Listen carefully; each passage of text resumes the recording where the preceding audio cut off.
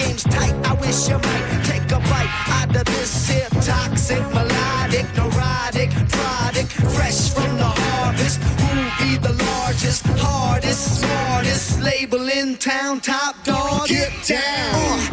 Radio won't play me, but still I got the kids around the world going Kid Rock crazy, and wicked witches be flying on broomsticks. Kid Rock be coming with the boom, boom, boom. Catch, I'm from the sticks, get straight from the R.O. Kid Rock, that means no bitch. Yes, you are. Welcome to Senning Show. Hello. Hi. Hey there. I'm John Senning. That man is dizzy. Yeah, maybe Friday. He's a year older and a little bit bolder.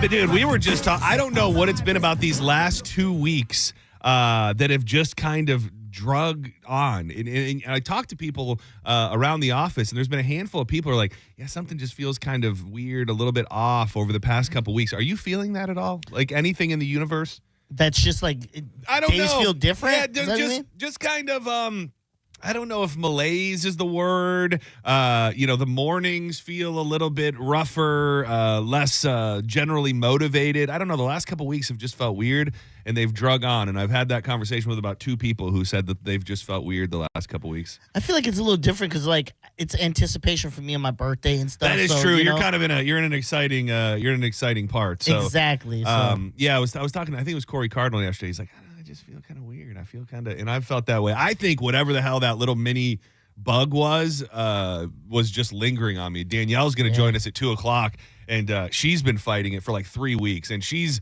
one of those people that are hardcore and will never even say that they're sick out loud. Yeah. So maybe it's just something lingering around. But the week is definitely.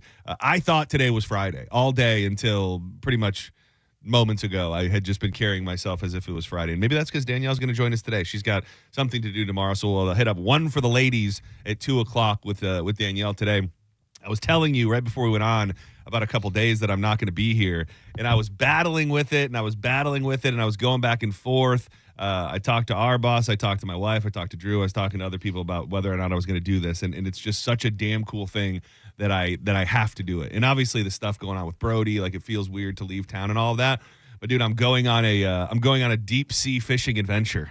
What is that? I'm going like deep in the water? I'm going tuna fishing. Okay. I'm going for some big ass tuna out in the Gulf. Wait. And you don't like tuna salad and all that, but you're going to go catch tuna. I love fresh tuna. Okay. I love delicious fresh tuna. Okay. I don't love I believe we'll be going for yellowfin tuna. Okay. And I believe what you're eating out of the can is albacore tuna.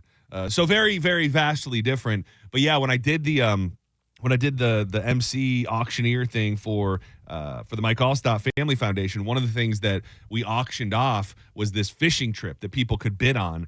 And we leave out of, I'm spoiler alert, I'm going, but it leaves out of Pensacola. So we fly to Pensacola on a Sunday and then fish all day Monday, all day Tuesday. And I guess this guy, no disrespect to the Brick Hornet, is like the best charter captain around. This Captain Tommy Larong, he's been on all sorts of TV shows and stuff, and we go out into the deep water and catch some giant. These fish are like, I don't know how big they are on average. I've been reading about them, like 200-pound freaking tuna. Dude, I'm worried that because I'm gonna be it's me, Mike Allstott, Alex, who is Sam's husband, Rich, who's a good friend and runs the foundation, and then a couple other guys in the captain. And I'm worried that I'm not going to be strong enough to reel this thing in. Like, I feel like I need to be training between now and then to be able to get these damn fish in the boat.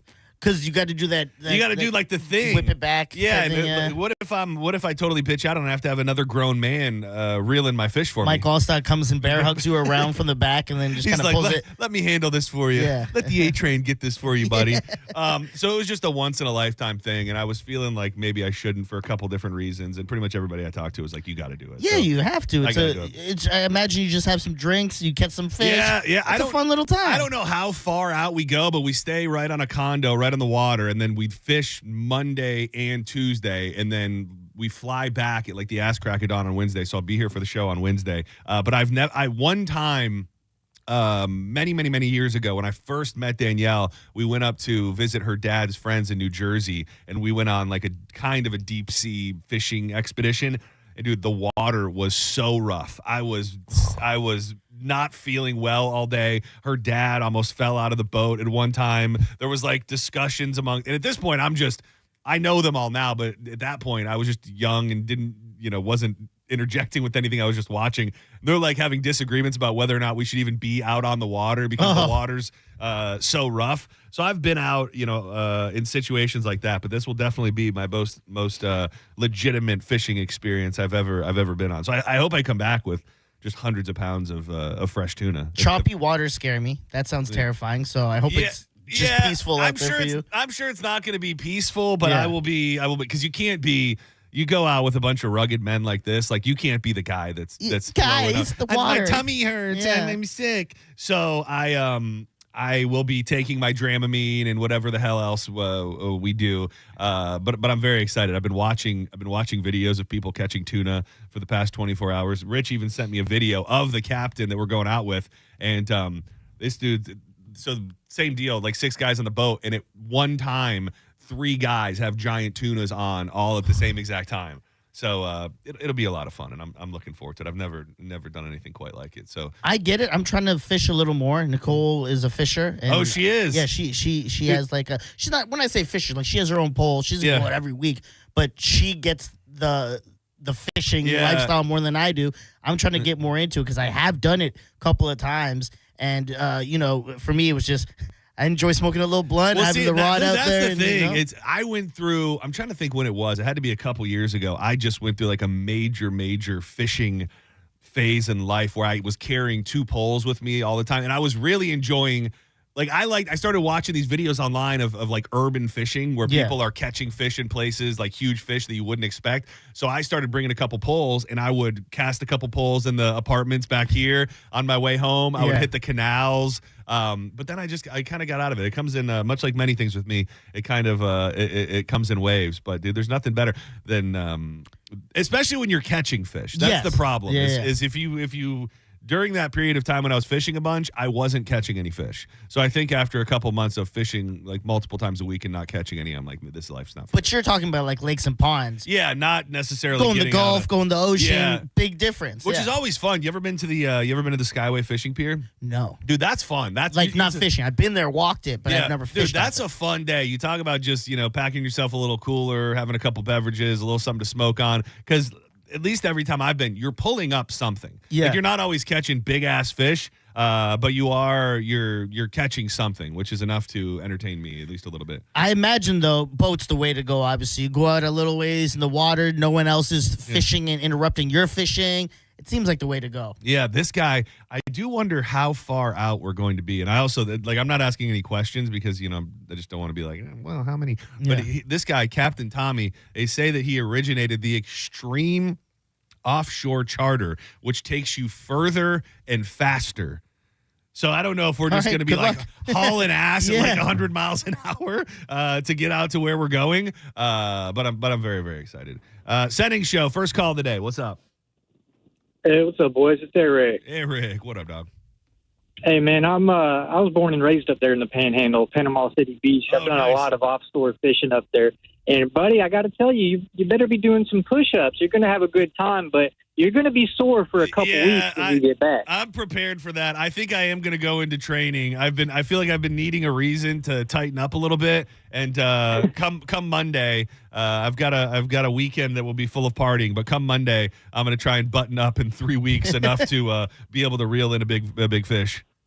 Yeah, you probably should have seen Danielle at her gym, about a month ago. Yeah, to I get am ready running for this, late. buddy. That is, and the other thing is too is I would love to have a great shirtless picture with a giant tuna. yeah. So I think the window is probably already closed for shirtless pictures of myself with the big tuna. So now I just need to be able to reel it in, and I'll take that as a dub.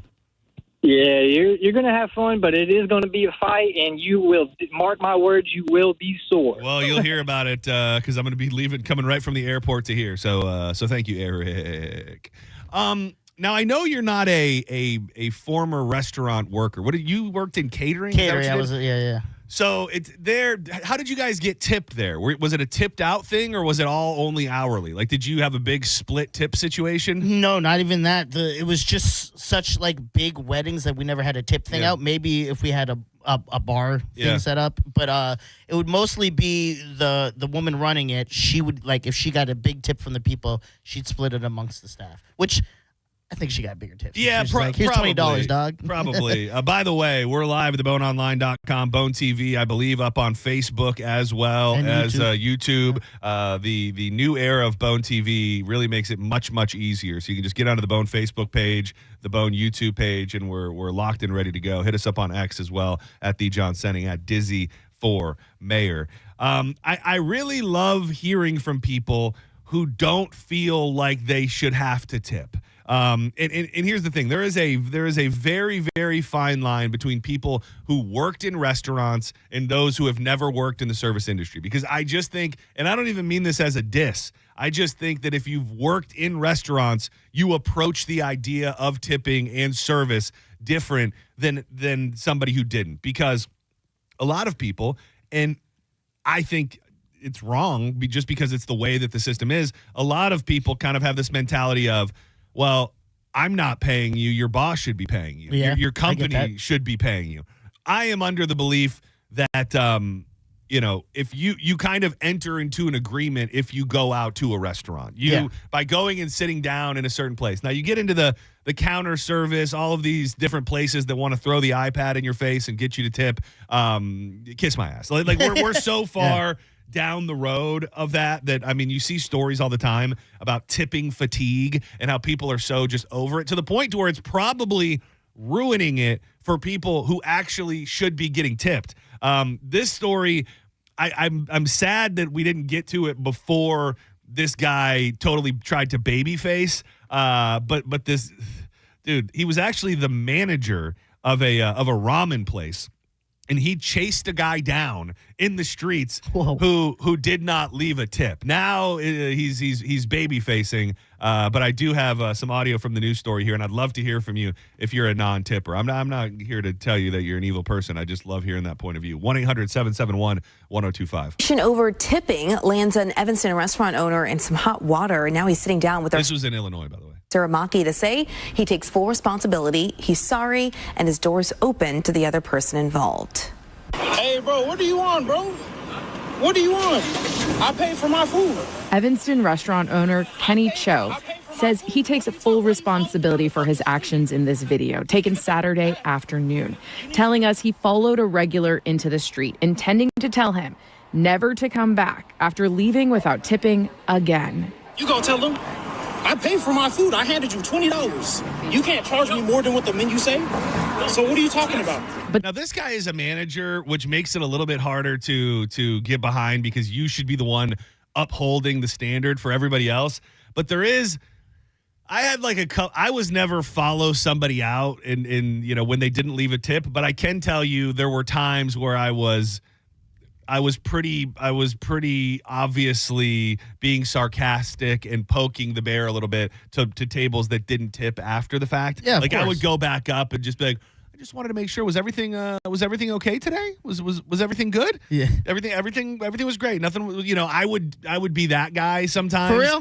Oh yeah. Yeah. You weren't afraid of it getting confrontational or well, here's the thing is it's tough in the moment because that was like our livelihood, So, I mean, Danielle and I worked at Ruby Tuesday together, specifically when we were at the Riverview location. We worked there for a long time, and we worked doubles together every day. And that was, how we lived. Yeah. And I remember times where whether it was slow or tips were bad, and as good as that business can be, like, it's essentially somebody just saying, like, you're not getting paid for what you just did. You know what I mean? Like, if you run it through, I understand it's different and it's not the same as your boss going, we've decided not to pay you today. But in the way that it hits, it is that way. Yeah. Because if I vividly remember, like what I just shared with you being sarcastic and going back up to the table, like I vividly remember the one table that I think was like a 10 top, and they had a bill that was well into the hundreds, and they left like just nothingness on the table. Like it was a couple spare ones and some coin. Like I think it ended up being around $5 on a bill that was well over $200. And in that moment, it's hard not to take it personally because they pretty much said like, well, you don't deserve to be paid for your work because, and this is what I mean when I say you kind of enter into an agreement, and it's getting better and it's changing, but restaurants, right or wrong, don't have to pay their people a minimum wage or an hourly wage. Yeah. They can pay them.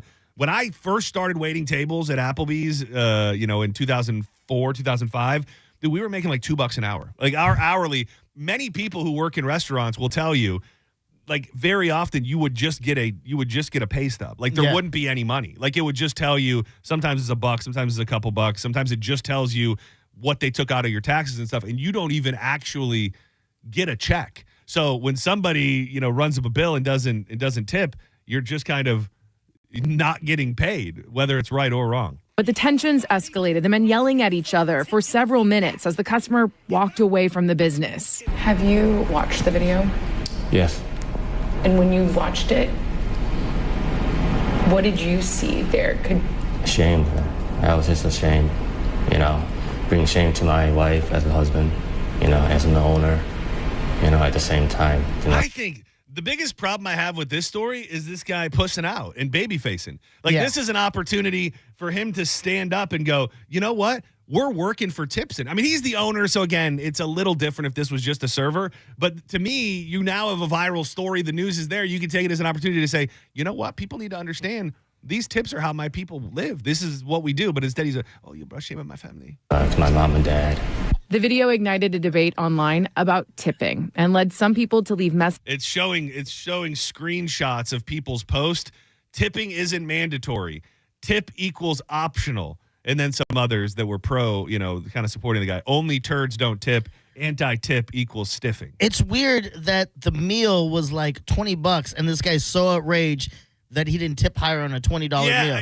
You know what I mean? Yeah, I think there's maybe a little more going on in this guy's life or in that day. Yeah. And the restaurant business is wound super tight, dude. Yeah. It is full of, I've heard, at least back in the day, I've seen articles and stuff, specifically restaurant management and owning restaurants is one of the most stressful things in the world that you can do. And it often puts people in an early grave. Like the stress on your body, like even a corporate chain restaurant, like a lot of those guys are working 70, 80 hours a week, in a high stress environment. And clearly on this day, this guy had enough. Messages on the sidewalk in shock, calling the business Table to Sticks, anti-black. Table to Sticks, how can I help you?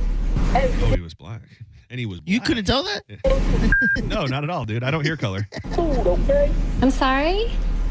Let me order some food, stupid. Oh. The backlash has forced them to stop taking calls, deactivate their social media, while Yelp has paused any new reviews. Bro, you about to blow up on social media, bro. When asked why he That didn't guy does not sound black to me. tip, the customer told people online, I just didn't want to. Cho tells us the customer's brother has since come in, describing their conversation as productive. I apologized to him and to his family, and I was asking if he can pass this message along to his little brother. Adding he sent the brother home with the customer's favorite order, a written apology, and an offer. My door's open for you, man. Come on by anytime. See, I think this is too far. Like that guy, undeniably, this man can be wrong, but if you don't tip, I think you are wrong as well. So saying, come on in, I'm giving you free food, I want to be your friend, I'm making a written apology, he's almost pushing it too far to where you can believe that not tipping is something that you should have an option to do. And I personally, in situations where you're sitting down and being served, you got to tip. Well, I get why he's kind of going back on it for the obvious reasons. There's been big blowback, and now it just seems like he has a racist shop, and that's what he wants to prevent. Yeah. He wants to be like, come on back. It was a misunderstanding. I'm the a-hole. Come have some food on me, and let's forget about this, because he's realizing there's a lot of people that are not going to come to the shop anymore if this happens. I love black people! Setting show. Now selling cornbread with her meals, at ramen meals. Setting show, you're on the air. To tip or not to tip? Well, definitely to tip. Good. I used to work well, I still work the same type of job that I used to work, but I picked up a second job as a pizza delivery for like a hometown pizza place, and I delivered 15 pizzas in one night to a wedding ceremony, and I dropped them off, and they said, "Oh, thank you so much," and then walked away. No tip. No tip. 15 pieces, which I helped make. Okay, and how'd that go? That's what we did. In that, did you cause a ruckus? I didn't say anything to them because they were walking off to the actual ceremony. But going back to the whole, not wearing your shirt, taking a picture with a tuna thing. Oh yeah. If Bert can do a whole comedy show without a shirt on, I'm pretty sure you can take a picture. All right, dude. That's actually a damn fine point. And now that I said it out loud, I'll have to do a shirtless one no matter what. What kind of broke ass wedding do you have? You're selling pizza, giving pizza. It's not a birthday party. You're not an 8-year-old. I can only hope that this was like an after party. A lot of people will do the reception after party. Still, dude. I've shared this story before. Hang tight. Just hang tight there, sir. 352. Dude, I've shared this story before. The greatest moment in wedding history. So my cousin got married up in Illinois, and I did not know this was a thing until I knew it was a thing. McDonald's has a campus up in Illinois. That's where they were founded. And they have this giant campus, which is the McDonald's headquarters, and they call it Hamburger University. And it also includes this giant, sprawling, beautiful resort as well. So my cousin got married there.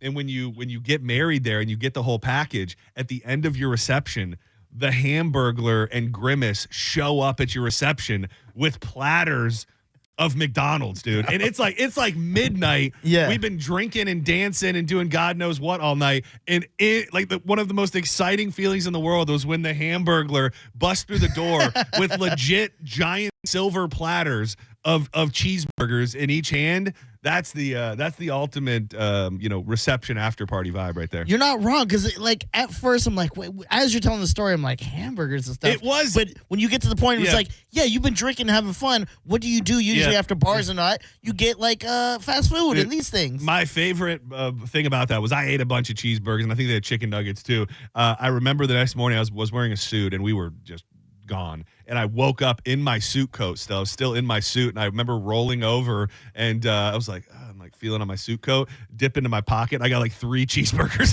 in my front pocket still. It's like Uncrustables. It was, dude. Yeah. Dude, I've been stashing food like a little squirrel boy for generations. All right, sorry about that. Setting show, you're on the air. Hey, what's up, guys? How you doing? I don't mind hanging on. It's just funny to listen to you guys talk anyway, right? Appreciate That's the whole you, point. Thank you, buddy. Yeah, buddy. No, you guys are great. I love the whole new lineup this year. It's great. The whole radio show took a good turn, man. It is going well. I have to say, not that I think we should harp on it every day, but this station hadn't done a big change in a long time, and I think there's a lot to be said for everyone involved that it's going very, very well. Especially in the evenings now. I don't have to hear Mo yell at somebody for 2 hours. We were going well. We were doing well. We were offering praise, and then you had to go and ruin it all. No, I love Mo. Right. Anyway, I was going to tell you guys about tipping. Yes. Depending on the waitress, and or waiter. Sometimes I won't pay for the meal, and I'll give them just the tip.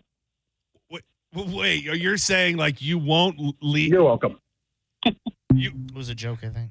Oh, it was a joke. I think so, right? Like I'll give them just the tip. Yeah, all that. I gotta say, I was really penis joke. Yeah, I was really happy with it. I was like, oh, this guy's bringing positive energy, praising the station. Got a Mo dig in. Turns out he doesn't pay the bill. Oh, it's a dick joke. Okay, got it. Sending show, you're live. Hello. Hi, who's this? Hey, it's Paul from Cape Coral. Hey, Cape Coral, Paul. Dude, real quick before we get into whatever you're actually here to talk about, are iguanas taking over Cape Coral? I saw a story the other day that there are abandoned buildings being taken over by giant iguanas. Can you speak on that, being a resident of Cape Coral? I don't know about that, but I know at the south side of Cape Coral, they are a big nuisance. Yeah, they're people are fighting for their lives down there against. Yeah, I'm on the north side, so we don't deal with them up here, which is funny because it's not that far. Yeah, it's crazy. Yeah, it's bad down there. All right, no further questions. What'd you actually call for? Well, I'm a former offshore captain. Oh, nice. And I've been tuna fishing a lot now. Question. Okay. What type of vessel are you going out on? I think they call it a boat. Center? I believe it's we call it a boat too, but is it a center console? I believe I do not have tons of information, but I do believe it is a center console. Okay, so primarily the captain will outfit you with a harness. Oh, okay. So I don't fly and away. you're going to be stand up fishing probably. All right. How strong do I need to be? You need to use your legs. Okay, I got pretty good legs. I got pretty good legs. I got a bad knee, though. The harness will hold the rod, down by your crotch. Oh, wow. This sounds kind of... Yeah. So I have a Bunch harness of guys with my holding rod. rods. Easy days. Yeah. Now I want to go. Yeah, all right. So harness me up with my Sometimes rod. It hurts. But no, you want to bend your knees and use your legs to pump the fish. All right. Thank you, Captain. I appreciate it. I'll take your advice, but I'll also take the captain that I'm going with advice as well. So, Setting Show, you're live on the air. What's up? Hey, how you doing? This is John. Hey, John. This is John here as well. How are things today? Hey, things are great. So I personally tip, especially if the waitress has or waiter has great customer service. I thought you were going to say, especially if the waiter's got some big old milkers on it, I really tip them. That's well, you said especially if, so I feel like you're taking me down a road where you're going to tell me the reasons you don't tip sometimes. No, I do, but my question is to these companies, as a local business owner, I feel like where does the accountability start for these companies that are bringing in millions and millions and millions of dollars a quarter and still rely on the general public to sustain their employees? So not only as consumers are we paying for them to make a profit, we're also taking care of their employees. Yeah. Where does the accountability start to where you have hundreds of millions being made, but they're saying it's the tipper's fault? Yeah. Again, I tip. I'm just asking a question. Yeah, no, and you're not, and I appreciate that. I'm not sure, I'm not sure. Ultimately, I don't know how companies that make billions probably get to cut corners and say, but then again, I think for the people that work in the service industry, I believe if you went to a format where you said, we're no longer going to tip, we're going to pay you hourly.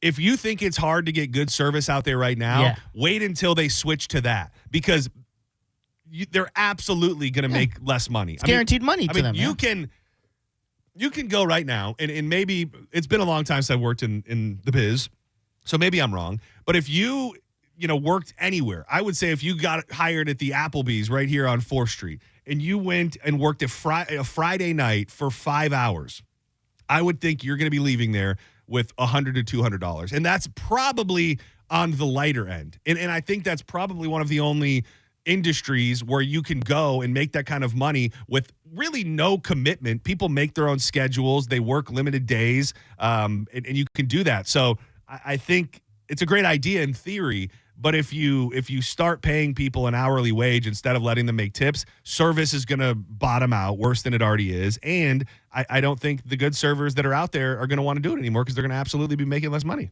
Yeah. When it comes to me and the tipping, it's performance-based for sure. Like, I don't think you are guaranteed a great tip. What are they guaranteed? Like, what are you? So the food comes. So, Yeah. okay. So it's decent service. Maybe you wait for some sauces. Your drink doesn't get filled in a timely fashion, but the food comes. They're around. It's not great. It's mediocre at best. What's like the baseline tip somebody gets from you? So what I mean by that is, like, let's say it's a busy night and my drink's not getting filled. I'm not tripping because I get it's busy. Yeah. If it's an empty type of thing and it's just like me and another table and you might not even be watching the other table, it's another waiter. But it's like I don't even see my waiter. I can't get my drinks filled and stuff like that. The tip's going to go down. It's because it's performance-based. Well, you're not giving me specifics. Are we starting at 20% and then you go down from there, or even at their worst, are they getting 20%? I think it's something like 20%, and then it's like from there, I don't want to say it's like 19, 18, 17, but I'm going to be like, do I want to give the full 20% for someone who's like got my order wrong? Because it's one thing if it's not cooked well. That's not on you. That's on the chef, blah, blah, blah.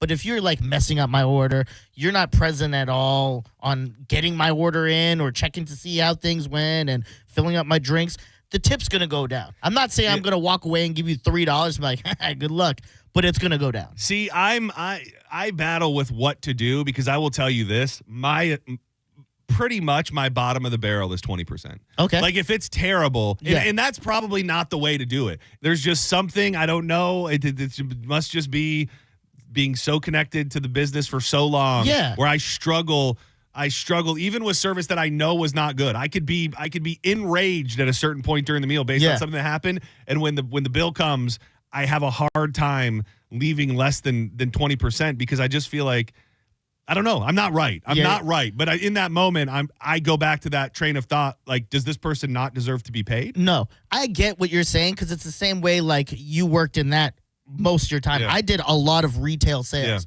So there's sometimes I'll go do certain things and I might be on the fence for the warranty or not really care. And I'll ask the guy, like, do you get a good cut out of this? I'll be like, yeah. I go, sign me up for the warranty or something. You know what I mean? Or it's like, oh, if I sign up for this credit card thing, I'm never going to use it and follow through. But if I sign up, do you get a bonus? They'd be like, yeah. I go, sign me up then.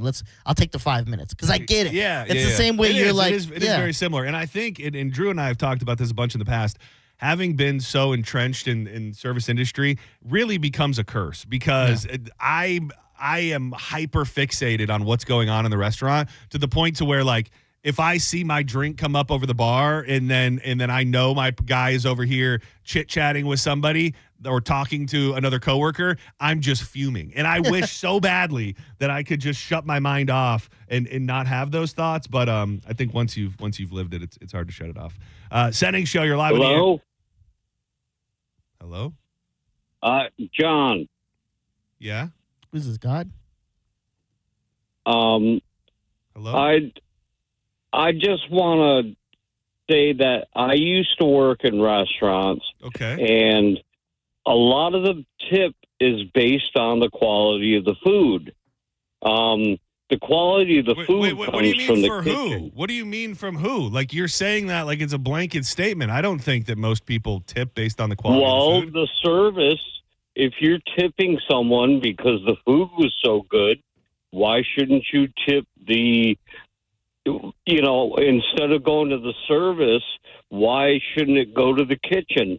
I started out as a dishwasher, worked my way up to sous chef. Okay. I was making $225 a week. Oh, geez. Busting my ass in the kitchen, and the waitresses and waiters were taking home $200 a night. You're not wrong. There is so an they're absolute... making 10 times They're making 10 times more money than me, and I'm cooking the food for them.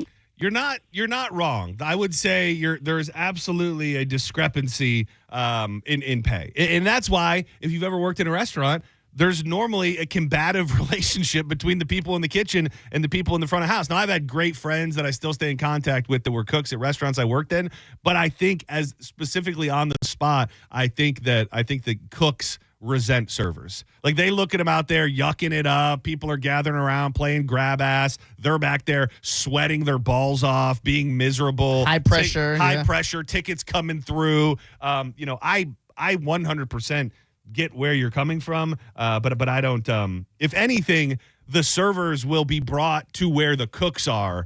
There's never going to be a scenario where the cooks will be brought up in pay. I mean, to where the servers are. So, what do we do? I'm not really sure. What's probably going to end up happening? People will boycott tipping. The restaurants will have to pay, and then everybody's going to be making $250 a week rather than some people making $200 a night. So, let's step aside for a moment. If you still want to talk about this, I see on hold. 321-347-314. What a bunch of strange numbers. And 941. We'll get to you when we come back. I teased it repeatedly yesterday and did not get a chance to get to it. And I think there's a couple ways to look at this story. The Epstein client list, Jeffrey Epstein, that was something we were told we were going to get with our new president. We have not gotten that. And one of the most high-profile Epstein accusers, Wank Wank, took her own life last week. Her family is now speaking out, saying that that's just not what happened. We'll dig into some conspiracy-based thoughts regarding the Epstein list and this lady who's no longer with us. Next, and more Sending Show.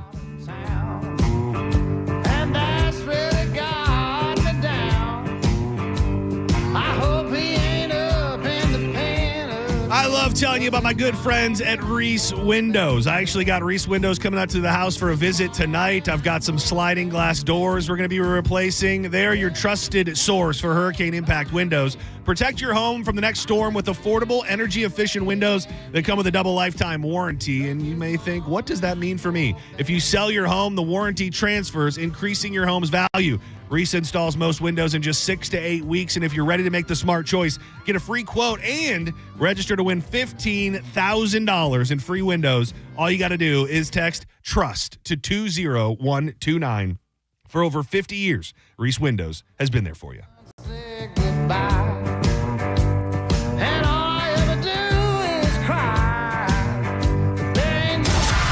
You're listening to Setting Show on 102.5 The Bone. Download the free Bone app to listen to us anywhere.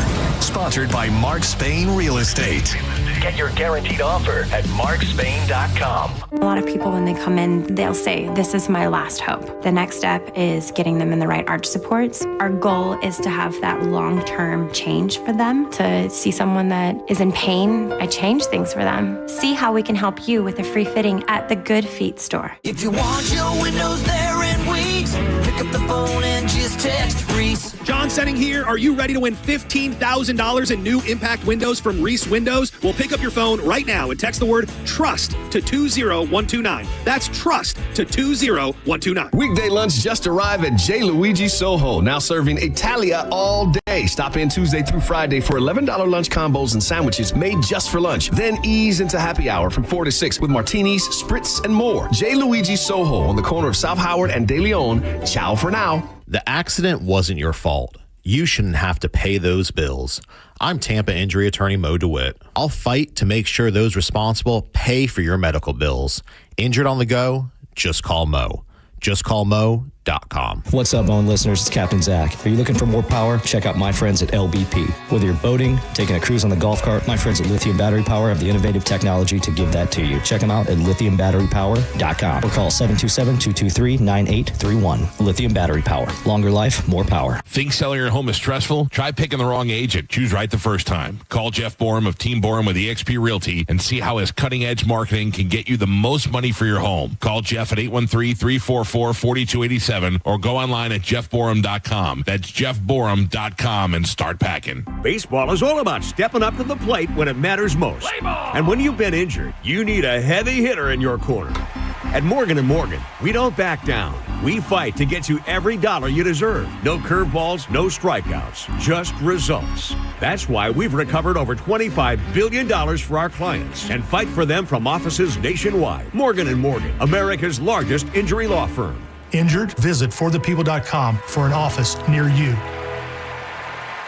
Is your financial advisor offering you up to a 30% upfront bonus? Are they promising you up to 10% growth per year guaranteed for your retirement income? If not, you need a new financial advisor. I'm Jeff Jr., founder of Trajan Wealth. If you plan to retire within the next 10 years, don't wait only to find out it's too late. I've seen hard-working folks like you retire only to be required to go back to work, all because their advisor told them guarantees like these were too good to be true. They're not. That's up to $30,000 up front or up to $10,000 per year on $100,000, all guaranteed for retirement income. Don't work when you're supposed to be retired.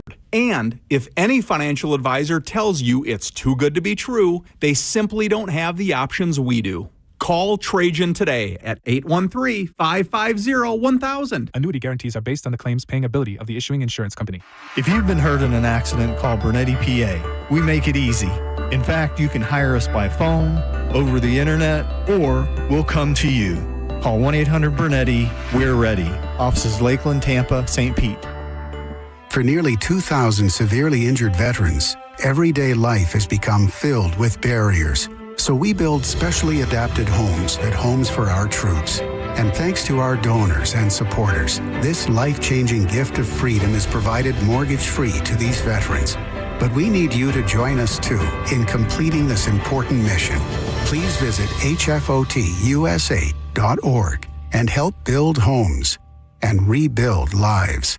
Are you a parent of a 2 to 8-year-old? Listen closely for an exciting offer, then head to abcmouse.com/radio to learn more. By now, you've probably heard of ABC Mouse. ABC Mouse is like a little one-on-one teacher. It has helped her so much. We're offering a promo at abcmouse.com/radio to try it for free for a month, then $14.99 per month until canceled. Go to abcmouse.com/radio to see this offer. That's abcmouse.com/radio. Actual ABC Mouse users compensate for their testimonials, sponsored by Age of Learning. Here at the Almond Joy Factory, where tropical vibes abound, we use soft, fresh-tasting coconut. The crunchiest almonds and delicious chocolate candy. Ah, but do you know what our most important ingredient is? Sometimes you feel like a nut. Sometimes you don't. Almond Joy's got nuts and something even way better than that. Yes, Almond Joy is made with almonds and joy. Hey there, I'm Phil Briggs, Navy veteran and host of CBS Eye on Veterans weekly radio show and podcast. And I often think of my old boss in the Navy, Commander Reed, especially when I'm trying to motivate my kids. Now I know how he must have felt trying to motivate me. This Military Appreciation Month, Navy Federal Credit Union wants to celebrate those who go above and beyond for us every day. Learn more at NavyFederal.org/celebrate. Navy Federal is insured by NCUA. Cashback is not available on gas in New Jersey and Wisconsin. $5,000. That's the average amount of money people in the U.S. are now spending on gas in a year. $5,000. That's crazy. If you drive, you have to download Upside, the free app that gives you cash back every time you get gas. That's right. You can earn real cash back with Upside just by buying the gas you're already buying. You can literally start earning cash back today. I use Upside every time I fill up, and I've already made around $200-300. You're putting gas in your car anyway. Why not get real cash back? If you like free money, download Upside. I'm saving the cash I earn from using Upside to help pay for a vacation later this year. Download the free Upside app now to earn cash back every time you buy gas. Use promo code TRAVEL to get an extra 25 cents per gallon on your first tank. You can cash out anytime right to your bank, PayPal, or a gift card for Amazon and other brands. Just download the free Upside app and use promo code TRAVEL for a 25 cents per gallon bonus on your first tank. That's code TRAVEL for a 25 cents per gallon bonus. Give Mom a gift that will last a lifetime. Enter to win Mom a chance at a $250 gift card and a grand prize $2,000 gift card from the Gold and Diamond Source. Visit the boneonline.com contest page. Happy Mother's Day from the Gold and Diamond Source. Oh, hi there. This is Attorney Patrick Smith inviting you to tune into The Bone this Saturday and every Saturday from 8 to 9 a.m. for the Attorney Patrick Smith Show, where you can get all of your legal questions answered. So tune in this Saturday from 8 to 9 a.m. right here on The Bone for the Attorney Patrick Smith Show. Now, back to Real Raw Radio, sponsored by Anajar and Levine, Accident Attorneys. Call 1-800-747-FREE. That's 1-800-747-3733. You might know nothing, but at least you'll know that thing. Brought to you by Just Call Mo, Tampa's injury attorney. That thing. It's time for That Thing, right now on Senning Show. 1, 2, you know what to do.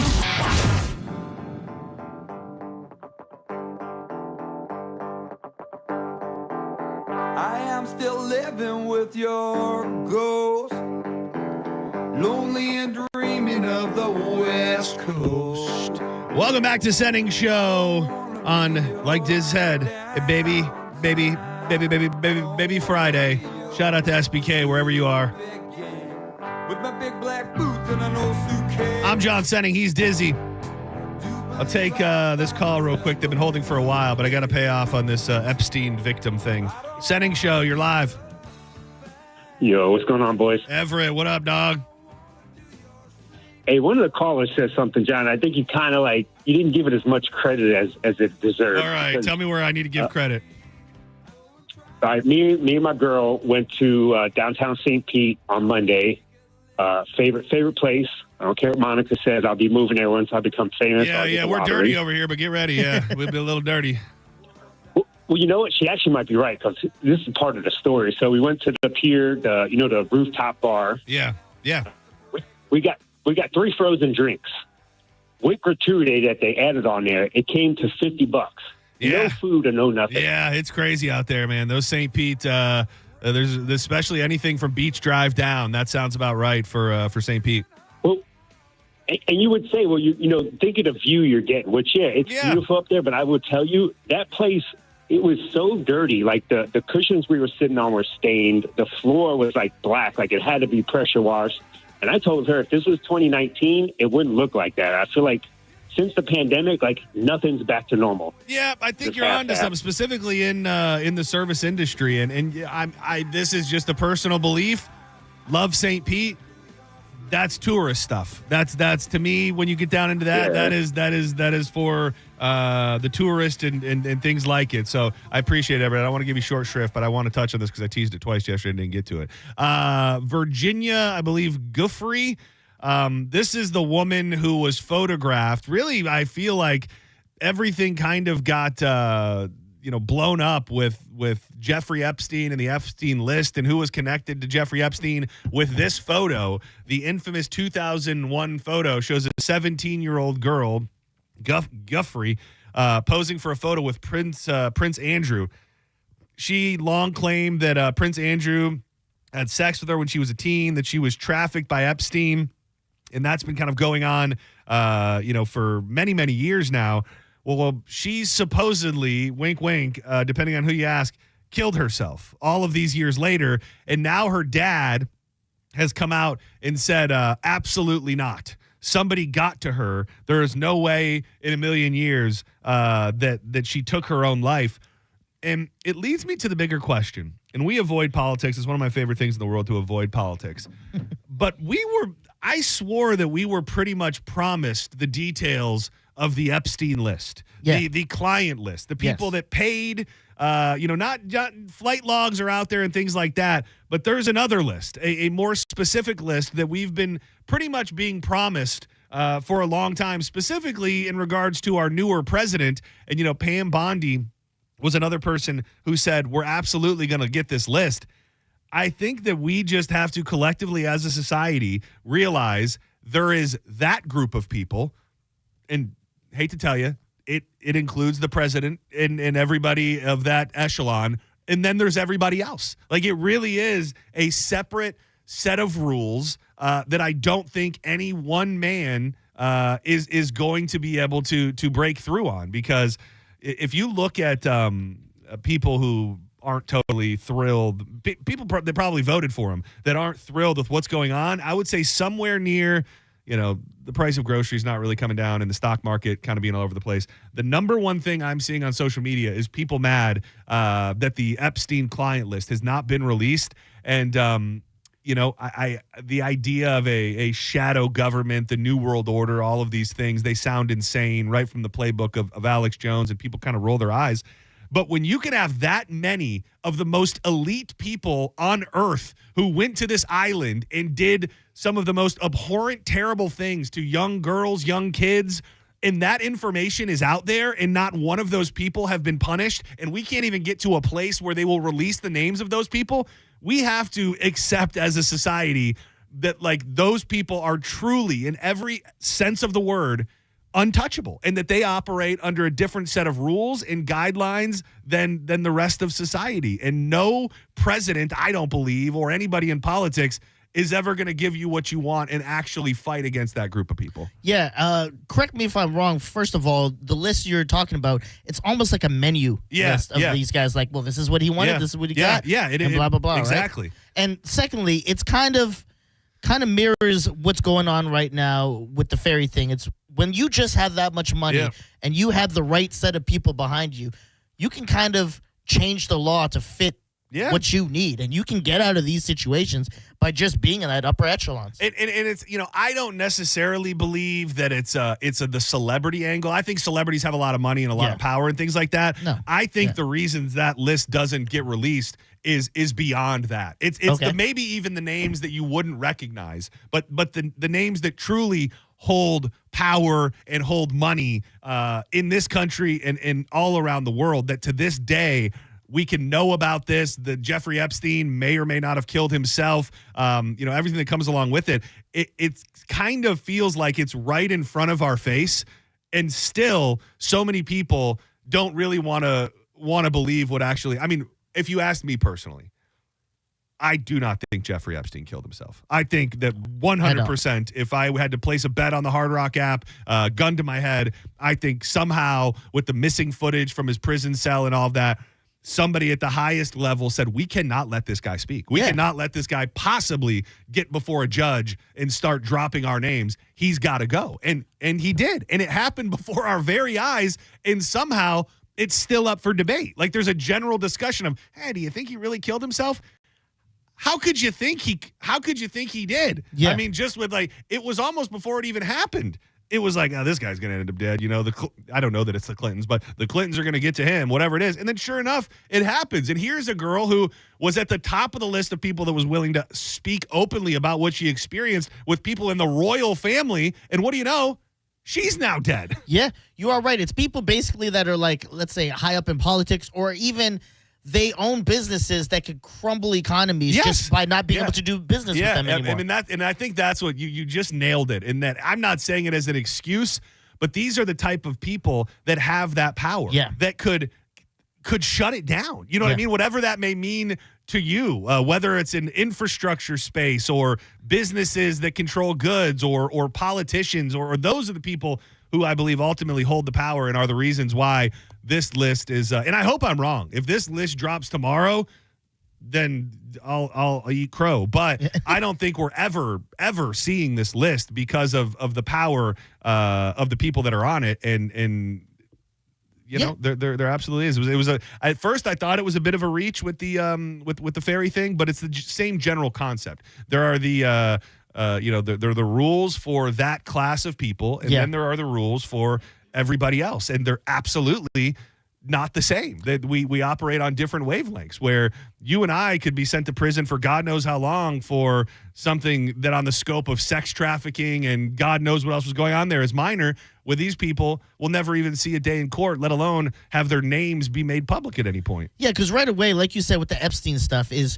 you knew these high up people are going to go, he's either going to try to clear his conscience and think it's going to be easier on him with his whatever, if you believe in an afterlife, that he's getting this all off his chest and now he's doing right by getting these names out. Or, hey, I'm going down, you're coming with me, you're coming with me. And they're like, we got to get rid of that. I would be more apt to think that's the case. The latter, yes. Is that he's just like, if I'm going down, all you mother effers are coming down with me. I'm course. burning the world right along with me. One call, and then we got to step aside for Danielle. Hello. Yeah, Setting Show, you're live. Hi, good afternoon. I got something for you to look into. Do you remember the mass shooting in Buffalo, New York, a few years ago? Was that in a grocery store? And I think they thought it was racially motivated. Well, here's something. The gentleman, one of them that perished in that, actually came up with the patent or invented a car that can run on water. And then when that information got released, shockingly enough, there was a mass shooting in Buffalo, New York. Now, I don't know about that I don't know about that, but I will say, I think that is a thing that is well within the realm of the shadow world, is that if they need to wipe somebody out for whatever reason, they just do it in the mix of a mass shooting to make it look like it wasn't pinpointed. I'm not familiar with the guy that supposedly made a car that runs on water, but it's not the longest, it's not the furthest reach in the world to think that if he did do that, there would be big petroleum companies going, nah. We gotta. That guy can't live. We can't see this go on one day further. So thank you for the call. I'm not privy to that information, but I like firing up a little conspiracy every now and again. Do not go anywhere. We come back. We'll be joined by Danielle, coming fresh off of an appearance on her YouTube Lightning show last night with Pat Maroon. I heard Braden Colburn saying some very nice things about her. We'll see what she's got for us today, and one for the ladies. And then we also have your chance at $1,000 in 4 minutes from right now. That 4 minutes is going to fly by. It's going to be here before you know it. But before we do that, let me tell you about my friends at Wild Fork. My dad sent me a picture this morning. He said, I ordered this chimichurri skirt steak. How do I cook it? I said, I learned from the best. I learned from Dr. Barbecue. You take that bad boy about 5 minutes each side, get it nice and charred, cut it against the grain, and you're going to have the easiest, most delicious steak tacos you could ever find. I love everything I've ever got from Wild Fork. We're big on the seafood. My wife loves the salmon. We eat a lot of the Chilean sea bass. Sleeper item, the grillable cheese. I did that a couple weeks ago. It's these, I don't know how to explain it other than it's cheese on a stick, and you grill it. Get a nice little marinara dipping sauce. It's like a mozzarella stick with no breading. Absolutely delightful. Tons of sides, seasonings, desserts, baked goods. You can get it delivered, pick it up in store, or just go on a shopping spree. Check out everything they've got in store. They've got locations in Citrus Park, South Tampa, and St. Petersburg on 4th Street North. Check them out today at wildforkfoods.com. You're listening to Setting Show on 102.5 The Bone. The Bone Bonus is back. The Bone is giving you $1,000 5 times a day, every weekday. Just listen for the Bone Bonus keyword at 8, 10, noon, 2, and 5. Head over to the free 102.5 The Bone app and enter the keyword for your chance to win $1,000. It's the Bone Bonus. Presented to you by Farah & Farah, Tampa's accident attorneys. FarahandFarah.com. The Bone Bonus is back. 102.5 The Bone. Real, raw radio. The following is a paid advertisement by Family Vacation Getaways with the purpose of soliciting sales of vacation ownership. For complete details and restrictions, please visit fvgradio.com. If you want a 100% complimentary stay in Cancun at a luxury resort, then Family Vacation Getaways is your ticket to paradise. We're giving away 5 days and 4 nights to the first 50 callers who can name an animal that lays eggs and is not a bird. An animal that lays eggs and is not a bird. Do you know it? Call now at 800-417-6411. That's 800-417-6411. You may also be eligible for an exciting bonus vacation in Orlando, Florida for just $398. And don't worry about anything ruining your plans. We can extend your stay for up to 18 months. Name an animal that lays eggs and is not a bird, and you get a complimentary Cancun resort stay and an optional bonus vacation in Orlando for just $398. What are you waiting for? Call 800-417-6411. Again, call 800-417-6411 and give us your answer. The proceeding is not a contest or sweepstakes. It is a paid advertisement by Family Vacation Getaways and is not sponsored by or affiliated with this station or program. Hello there, my afternoon chillers. It is I, the king of chill, John Senning, and let me tell you about a night that's taking Tampa Bay by storm. Trivia night under the Tiki at Cava Social Club in downtown Bradenton. If you think you got the brains to back it up, Thursday is the night, and the Cava Social Club is the spot. Hosting is the one and only Ryan C., who curates the ultimate trivia experience from pop culture to music, movies, history, and so much more. He brings the perfect mix that keeps teams coming back every single week. The competition is friendly, but don't let that fool you. Things can get intense. The variety of prizes is impressive, and these teams come to win. If you think you got what it takes to take down the other teams, or maybe you're new in town and looking to join a crew, either way, Cava Social Club has you covered. It's the perfect place to test your knowledge, make new friends, and enjoy some of the freshest Cava and Kratom teas while you play. Gather your team or come solo. Make sure you check out the Cava Social Club online at thecavasocialclub.com and on all their social medias at Cava Social Club. Boola, baby. If you've been hurt in an accident, Bernetti PA is here with a quick response. One call and we're on it. It's fast, easy, and focused on you. Quick action, real results. Bernetti PA, we're ready. Offices Lakeland, Tampa, St. Pete. My boss at the time was a guy who has the most Scottish name I have ever heard of in my life. His name was, and I'm not kidding, Willie Macbeth. Like, I'm Scottish, I think that's a bit too Scottish. Willie Macbeth. Sounds like a Shakespearean porn site. From the Late Late Show with Craig Ferguson and the Drew Carey Show, Craig Ferguson, the Pants on Fire Tour, May 7th, on stage at the Billheimer Capitol Theater. Tickets are on sale now at RuthEckerdHall.com. Looking for expert construction services in Tampa Bay? Waterman Construction Group is your go-to for commercial and residential projects. From demolition to new HVAC, patios, pavers, and driveways, they've got you covered. Whether it's a new build, a remodel, or storm repair, Waterman Construction handles your project from start to finish with personalized service, honest pricing, and guaranteed same-day response. Visit WatermanConstructionGroup.com or give them a call at 813-715-7383. Waterman Construction. Your vision is their mission. Call them today and tell them you heard about it on the Mike Calta Show. Involved in a car accident? We understand the pressure you're under. Call Farah & Farah. Tampa. Country Thunder is coming to Tampa Bay this weekend, and you can catch Jelly Roll performing all his hits at Country Thunder. Get tickets now, available at countrythunder.com. Jelly Roll coming to Tampa Bay this weekend, and on Sunday, Jelly Roll live in concert. If you've been injured in a car accident, call Pound Law from your cell phone. Morgan & Morgan. John Senning here for the National Aviation Academy. Do you feel like you're in a rut, like you need a change? Are you just starting off in the workforce and looking for some direction? Well, how about a career in aviation maintenance? Working on jets and airplanes, and you can be trained by getting your hands dirty at the NAA right here in Clearwater, Florida. You can be trained in just a few months, and the next class starts April 29th. So make that decision today and check them out at naa.edu. For information on NAA statistics, visit naa.edu/statistics. And now, breaking news. You leaving me. Your state-of-the-art 65-inch 4K smart television. For going out with friends and not staying in to watch TV. Sources confirm that is a terrible decision. Picture-in-picture mode. Do your friends have that? Can they simultaneously stream live sports and extreme baking shows? How about I make everything sepia? Whatever you want, I'll do it. Just don't put me on standby. Don't listen to your TV. Head out with your friends and grab some ice-cold Heinekens. Must be 21 plus to purchase. Enjoy Heineken responsibly. Great Scott! Back to the Future is now on stage, and it's a jaw-dropping spectacle raves USA Today. When this baby hits 88 miles per hour, you're going to see some serious entertainment. On stage now through Sunday at Straz Center. Get your tickets yesterday at strazcenter.org.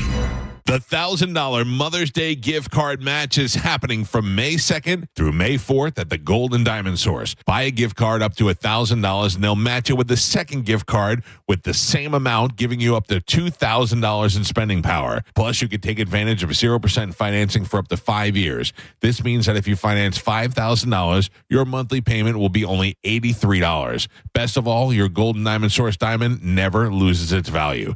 Buy a gift card up to $1,000 and they'll match it with the second gift card with the same amount, giving you up to $2,000 in spending power. Plus, you can take advantage of 0% financing for up to 5 years. This means that if you finance $5,000, your monthly payment will be only $83. The Golden Diamond Source is minutes away from where you're headed in the Tampa Bay area. Visit them at 3800 Omenton Road, right off 275, or check them out online at goldendiamond.com. And make sure it's a Golden Diamond Source diamond. Running a fleet is expensive. So what happens when you cut the fuel bill by 10% with a Coast Fleet Card? We're saving money and time, which means we're able to take better care of all of our vehicles and our techs, plus our bottom line. Coast has been a real game changer for us. With Coast, you get smarter spending, stronger security, and real support when you need it. Set spending limits, track purchases in real time, and stop unauthorized transactions before they happen. Coast works anywhere Visa is accepted, so you're not limited to overpriced or out-of-the-way gas stations.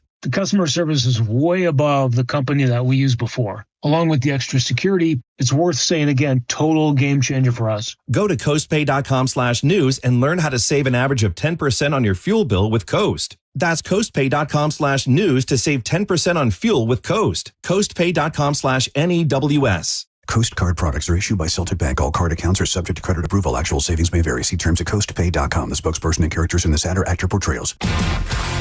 1025 The Bone.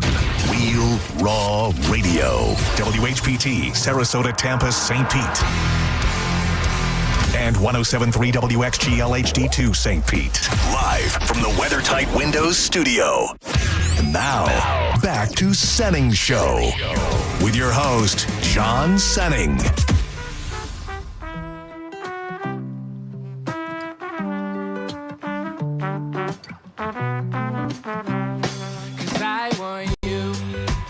Bottle of some whiskey, get tipsy when you kiss me. I've been wondering if you miss me or not. Please tell me that you need me, that I'm not the only feeling this way.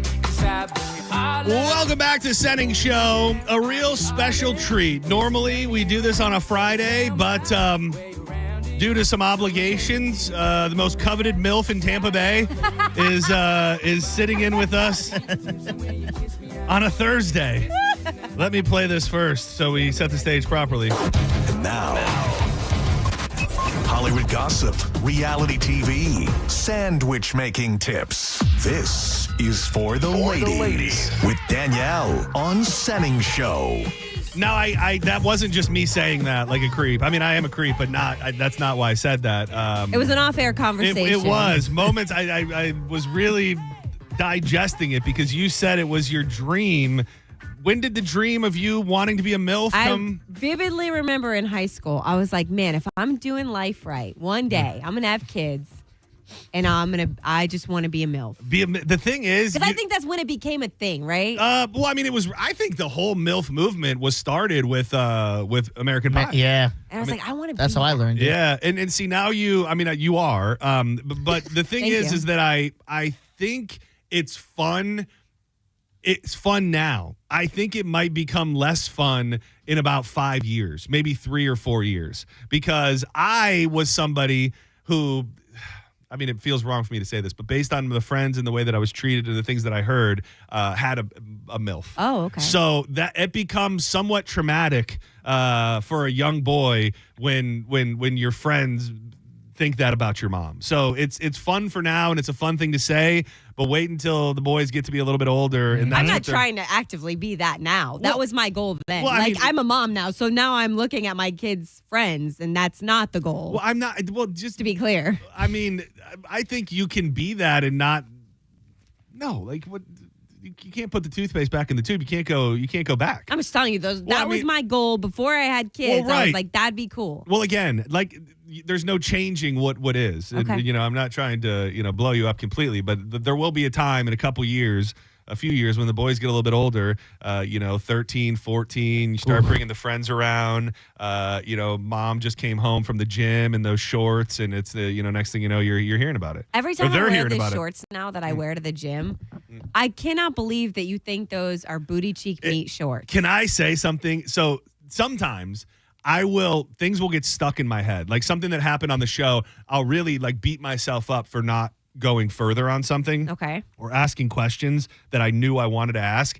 And the conversation about the booty meat shorts has been ringing in my brain probably What ever didn't since. you ask? So you said something very specific, and I think this was when you were on the cruise. Okay. And I don't even know. What started it was an article about a gym owner who was kind of speaking out against women in his gym, and he was saying they're wearing bikinis in here. Like he was saying women are dressing too provocatively in the gym. So we got that on that road, and then I may or may not have mentioned that Danielle's shorts on a certain day I thought were on the verge of booty cheek meat shorts. It would be every day. I wear the same shorts. I have one pair. I mean, I have You're not wearing pairs. them right now, right? No, I'm not because Okay. I chaperone field trip. Oh, yeah. But I have one like brand of shorts, and I have many pairs of them. But every single time I'm wearing gym shorts, it's that pair of shorts. See, but you said something very, very specific on that day. That's the Okay. thing that's echoing in my brain. What is it? Yeah. Well, because here's the thing. I think from a man's perspective, and we're always trying to pretend to do right, and we want to be somewhat respectful, depending on the situation. And I think the thing is that day we were talking about the women who dress like that and then will be mad when a man looks or when people look, or a lot of people are filming content and then somebody's looking and they get mad. So we're talking about that, and then we brought up another pair of shorts. I showed you a pair of shorts that were like bicycle shorts, and your exact response was, I work too hard to wear those shorts. Yeah. And I stand right think by that. I think I let that lie when I should have probed a little bit more, no pun intended. So if you work too hard, does that mean, I'll just ask it as basically as I can, does that mean that you want people looking at your ass? I am okay with it. There's a lot of work that goes. I mean, it's bad right now. I'll be honest. What's bad? I was sick last week. I have not been keeping up. So when I get sick, especially whatever took me to, I know feels you like had it doesn't too. feels like it doesn't happen. It doesn't happen Like if often. you're sick, I assume you're just dead. Yes, and that's how I felt for the Yeah. last it's probably almost 2 weeks now. And so I haven't been pushing myself like I normally would push myself at the gym, so that I kind of feel just I really need it for my mental health. So I just kind of feel like I'm washed up. Can a booty will a booty stop popping after just 2 weeks? I feel like there's work to be done on my part. Really? Yeah. Okay. So that is, I just wanted to really make sure we Because put a bow on that. it's not just that it's everything, right? I didn't feel good. I haven't been eating my protein. I haven't been drinking enough water. I haven't it goes You've been being naughty. Some people like to get a little naughty when they're sick. They say, what do they say? Starve a flu, feed a cold. You've been eating some Reese's peanut butter cups. No, the naughtiest thing is I haven't been eating I have not been eating a lot. I've not had a good appetite, and that's terrible. That's not good. So I'm working on it. That's not good.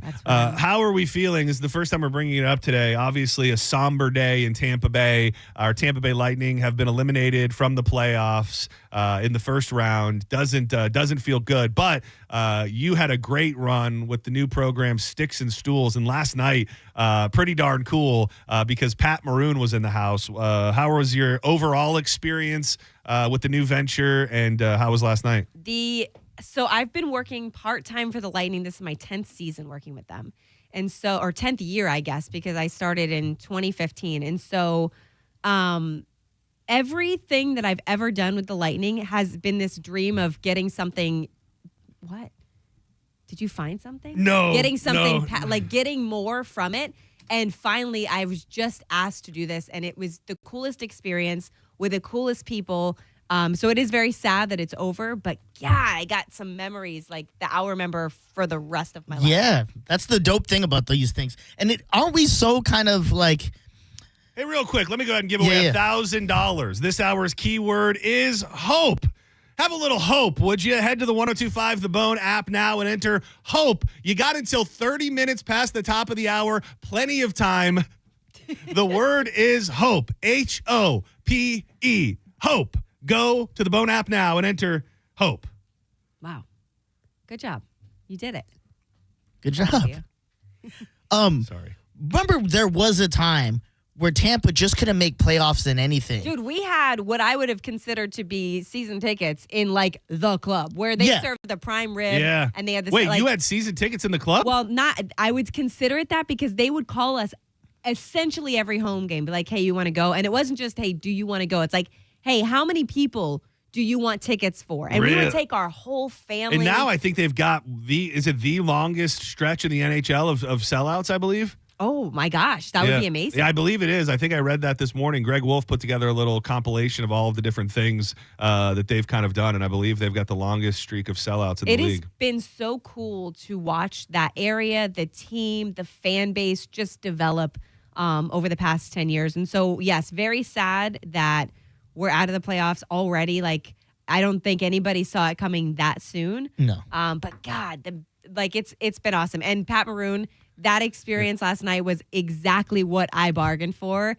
Like, no disappointment whatsoever. Yeah, I saw the videos of him pounding brewskis and the whole crew. Now you had your son with you last night, so it wouldn't have been the time, and I'm sure you had to drive. But all I could think was, I feel like it takes a special human being to not feel like you want to be influenced by those guys. Like if your son was not with you last night, do you think you would have chugged a beverage with the boys? Absolutely not. Just because you're not feeling well, or many reasons. I think. Well, so they had this like cooler, and they 2 times they rolled the cooler in, and it had something for us inside. So last night I looked in and there are 4 beers in there, and there are 4 of us sitting on these stools. Oh, now that was it? Ryan Malone. Oh, okay. Ryan Malone also told me, he's like, because I told him, I was like, hey, heads up, because we're trying to like figure out what to plan for, and like we don't really know what we're doing from one night to the next. I'm like, hey, they're rolling in some beer. He goes, I don't want to chug one of those. I said, I'm not going to peer pressure you. So now I know, allegedly, there were 2 unclaimed beers that were going to be in there. I knew that Big Rig would chug one, and he didn't. Well, because disappoint. did he chug one on his own, and then on his own? So that was mine. Yeah. And then when they all went for round 2, I was like, "Phew, I'm in the clear. No one's going to ask me to drink one of these." He had to be feeling pretty damn good because he was coming off the golf course. Had been golfing all day. I heard that when he got there, he was feeling good. I saw the video that the Lightning posted, and I could tell he was feeling no pain. Then I saw him chugging beers with you. Then I saw him chugging beers while firing off the Tesla coils. And then he was chugging another beer with my son in the background on the Jumbotron. What a moment. Have I showed you this video yet? No. I got to show you. So we went up to the Lightning suite when we got inside. And so they found out, like my son and Braden Coburn's son found out that they were going to put Pat Maroon on the Jumbotron. They're like, yeah, come stand behind him. So they're twirling towels, and he's just chugging a beer in front of him. That's so fun. Dude, we needed a Pat Maroon-like figure on our team this series. He was the one, like, I was like, why didn't they, like, if we could have sent him in the locker room. And I even asked, I was like, what would your pregame speech be? He's like, I'm not a speech guy. Yeah, I mean, there's just something about a big, burly kind of goon of a man that I think is exactly what we needed in this series. And I've heard a lot of people say this is kind of like the teams that we had put together before we had the cup runs and all of that, and that the skill level is so high, but it's hard to not feel like from a physical standpoint, they just outmanned us completely. Like we tried to clap back, when they got super physical, but I just don't think we had the pieces of the puzzle, and it's a bummer. When you think about what this season was, though, and I think that's what a lot of people lose sight on, this was a rebuild year. Yeah. This was a rebuild year that went insanely well. Yeah.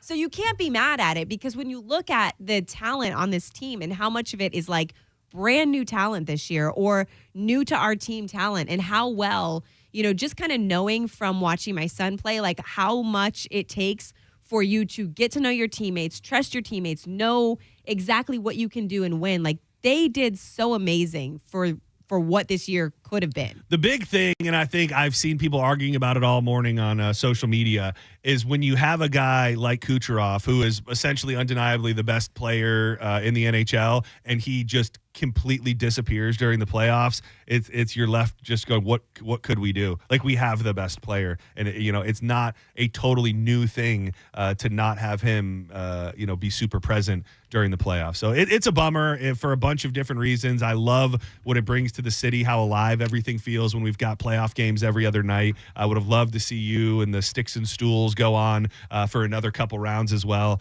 But it's just a bummer. And you're right. We probably expected because they had such a great run at the end of the season. But you did great. And that was the other thing. I was trying to find the audio. Braden Coburn was hyping you up last night with Drew. I know he was on with Drew. He pretty much just said, he just repeatedly said how great you were, and then said something to the effect of, I've been doing media stuff and I feel like I'm doing pretty good. And then you work with someone like Danielle, and you realize how much further you have to go. Wow. And how you keep them on task and you keep the show together, and just really, really, really great things. That is high compliments. I will pull it just to get it for you personally. I did want to play it for you, but wow. And they were so cool to work with, because I am a lifelong Lightning fan. So to be told, hey, you're going to be essentially the host, and then you have Braden Coburn and you have Ryan Malone, it's like two people that you've idolized and watched play forever. Like, it's super intimidating, but they couldn't have been nicer. They were so easy to talk to, super easy to work with, and I really hope that gets to happen again. Well, it's got to feel pretty good to know that you're on that short list of people that they're going to call. They've got an idea, and they need a media personality to host something and be a part of something, especially during the playoffs. And you're, I would imagine, probably the first person they call. High compliment. I'm very, very. That is not lost on me. Good deal. What do you got for us today, Danielle? I have so much, and I know. It's so random. Let's dig into it. Did I like you see random. the video of the? I guess there was a couple that went to the Stagecoach Music Festival, and they brought a baby doll in with them. Dude, this is the greatest thing. This is the greatest thing ever. I need to do this. Like, it is truly the most entertaining and functional thing I think you could ever do at a music festival. They turn the baby in, and it looks like a real baby. Yep. They turn it into a flask. Did they do it, or is that something that you can buy online? I don't know the details on this. I do know that there are now tutorials online showing people how to make their own baby flasks. And so there's all these videos on TikTok of them like dancing with the baby, and then they're kissing the baby but taking a sip from its head. See, that's the thing, is I think it would be so fun to have a thing that people think is a real baby, and you're just like dancing around with it, throwing it up in the air, but it's also full, its whole head is full of Jägermeister, and you're just drinking out of it the whole time. Because I saw, and I don't know if you mentioned this already, that now Stagecoach is talking about potentially banning babies. That's what parents are worried about. Like, they're going to ban babies. I'm not sure your opinion, and I go to a lot of shows and a lot of like festival type shows. I don't really understand the value of taking your baby to There's things not. like that. I mean, especially something like a festival is different. Like, if you want to take your kid to, and I'm saying kid, like what they had was an infant This baby was a doll. baby. Like, This was if like it was a real strapped baby. to them. Yeah. They were cradling it. They were dancing with it. They were sipping from its head. Were you a like hunker down, don't take the kids anywhere type mom? We were talking yesterday because I'm sure you heard about the Clearwater ferry crash and all that. So the boat that hit the other boat had an 8-month. Was it? I think it was 8. Was it 8 week? I thought it was weeks. It could have been months. I think I thought it was 8 months. I thought it was 8 months. Either way, it was a baby. 8 months to me is also a baby. Like, what are you okay doing, and where are you okay taking a fresh baby? Well, it's interesting because baby number 1 versus baby number 2 is wildly different. We definitely hunkered down when our oldest son was born. But then there was the part of me that was like still working in radio and I knew that wouldn't always be the case. Like I wouldn't always have the experiences with like Next Big Thing and that I was having at the time. So I didn't want to like throw away the opportunity for him to be a part of that kind of stuff. So I would always make him like a onesie or like a concert t-shirt for whatever shows that we were doing. And he would like make an appearance and then he would go away. Yeah. So it's tough because I mean, it just seems crazy to me to have fresh babies out and about. But dude, my sister-in-law, like they had their baby. I remember their first baby. It was within like 2 weeks of having him, and they like went to this little street festival and they're like walking around and stuff. I would be just, it's fine. Obviously the child is now grown and everything's great. And lots of people do that. I would just be so scared of like the things that you can't control when you're out with this little freaking freshly baked baby on you. And that was the first one. I remember when our second son was born, he was like a couple days old. I think it was like the first weekend. And we were at like some touch-a-truck event with because the oldest son, a touch-a-truck. Oh, you said that like that's the thing that people know. Yeah, you go out and you touch. Truck? Yeah, that when you have like a toddler, they want to go out and they want to touch all the fire trucks, or they want to see like a. So is this an event, or this is just a thing that you created? No, it was an event. It's an We went event. to I think it was at Fossil Park, and I have my like 3-day-old baby strapped to me, and I realized how wildly different this parenting journey is going to be because now I have an older child that's not slowing down and wants to be at this touch-a-truck event, and I have my 3-day-old baby strapped to me. Touch-a-truck. Yeah, you go through it. They'd have like army vehicles. You touch them. Yeah, you touch it. Well, and then there's someone there that like teaches you about it. Like the firefighters will walk you through the fire truck. And This has wheels on it. Yeah. I was gonna say you said that like that was like, is this the thing that people in the parenting community understand? A touch-a-truck? There's a lot of touch-a-truck events. They happen all the time. If you say so. I'm still very invested in how old this baby was. I'm looking for it. I think I want to 8 weeks. You're right. Oh, it was 8 weeks? Yeah, I looked at. Dude, Now that's insane. That is 8-week-old baby. And you're just like, let's hit the high seas. Well, first of all, can you even have a baby that new in the sun? So, I mean, what do you got to do? Have it there was at night. But it was it was in But I the guess dawn or dusk. Yeah. I guess. You put it, but you put the baby in shade. You're not. So are you could pro have- 8-week-old baby on the boat or not? No, I'm not. I mean, Well, it sounds like not you're arguing in that for the- situation. Clearly, Well, I mean, Clearly, there was- were a lot of problems, and it wasn't just isolated to that night or that incident. Yeah, that is a good point. That's Like, on you You know for- whose boat you're going out Yeah. on, and you're like, yeah, this guy's had a string of bad luck out on his boat. I don't think I want to take my fresh baby out with this guy. I mean, I've been on some scary boat rides before, and that is nowhere I ever want to be with an 8-week-old baby. Yeah, that is the thing. Is it doesn't seem like it would be good for the baby or something that most parents would want to do. Have to deal with an 8-week-old baby. Yeah, that early, you're very particular on just getting in the car with other people and when you're not behind the wheel, you're going to go on a boat that can sink and be in water. So I'm going to tiptoe around this story because I don't want to say any specifics at all. But I did a thing on a boat once, and it was very much a party event. Okay. It was a party on a big ass boat, like all adults, no children, very much a drinking event, party event, and it was on a big boat. And this guy, oddly enough, owns a very large brand. Like, this is a big brand, guy owns a brand. And dude, he showed up with his wife, and I don't know if the baby was 8 weeks old, but the baby was less than 5 months old on this boat. And that's not the worst part, because the boat had a little cabin, and they kept the baby down there. What do you mean they kept the baby down Well, there? they kept the baby was like down in this little bedroom thing in the boat. With like a cam on it, and they just go and I check. don't know. The mom seemed like they would be going, but yeah, I think they did had left the baby down there for a period of time. But no, it gets way worse than that. So this boat, the situation was that big boat was not moving. We had to take a little dinghy boat to get to and from shore. Okay. So when it was time to leave, there were like 15 people on this boat, and we all got on this little tiny boat, like breaking every rule known to man, not enough life jackets, too many people. And these freaking people got on this boat with this brand new little baby. And then this boat that we're on is no bigger than the console we're sitting at right here. And I mean, I just kept my mouth shut. It wasn't my place. But all I could think is like, what the hell are you guys thinking? Man. With a brand new, because I mean, a big boat, okay, maybe. But I mean, a little boat like that, one little thing happens and we're all in the water, including your brand new little baby. And those babies can't swim. From wrong with people? What I've been told. No. I have more stories for you. Throw another one at us So for there was a everybody. girl on TikTok, and I think she was just posting like this harmless video, kind of like maybe, I don't know, maybe to get attention of like, my boyfriend told me to pack up my stuff and leave, so I'm packing up my stuff and leaving. So she's Okay. heartbroken. The boyfriend broke up with her. So this video goes viral, and in the comment section is just all these people telling her the most petty things to do. Oh, to get back. And, Oh my God. And they're so good. It's What do like we got? unplug the router and peel the password sticker off. That's pretty good. so That's pretty good. That's Take just the low key. microwave spin plate with you. That's just enough to be. These are great. Just enough to really inconvenience your life. If he's a gamer, reset his console to factory settings. He'll love that. Oh, no. Loosen the caps on the salt and pepper shakers. Oh, that's a good one. Someone said unplug the fridge, take a single sock from every pair, and remove all the labels from canned food. I don't know what that would do.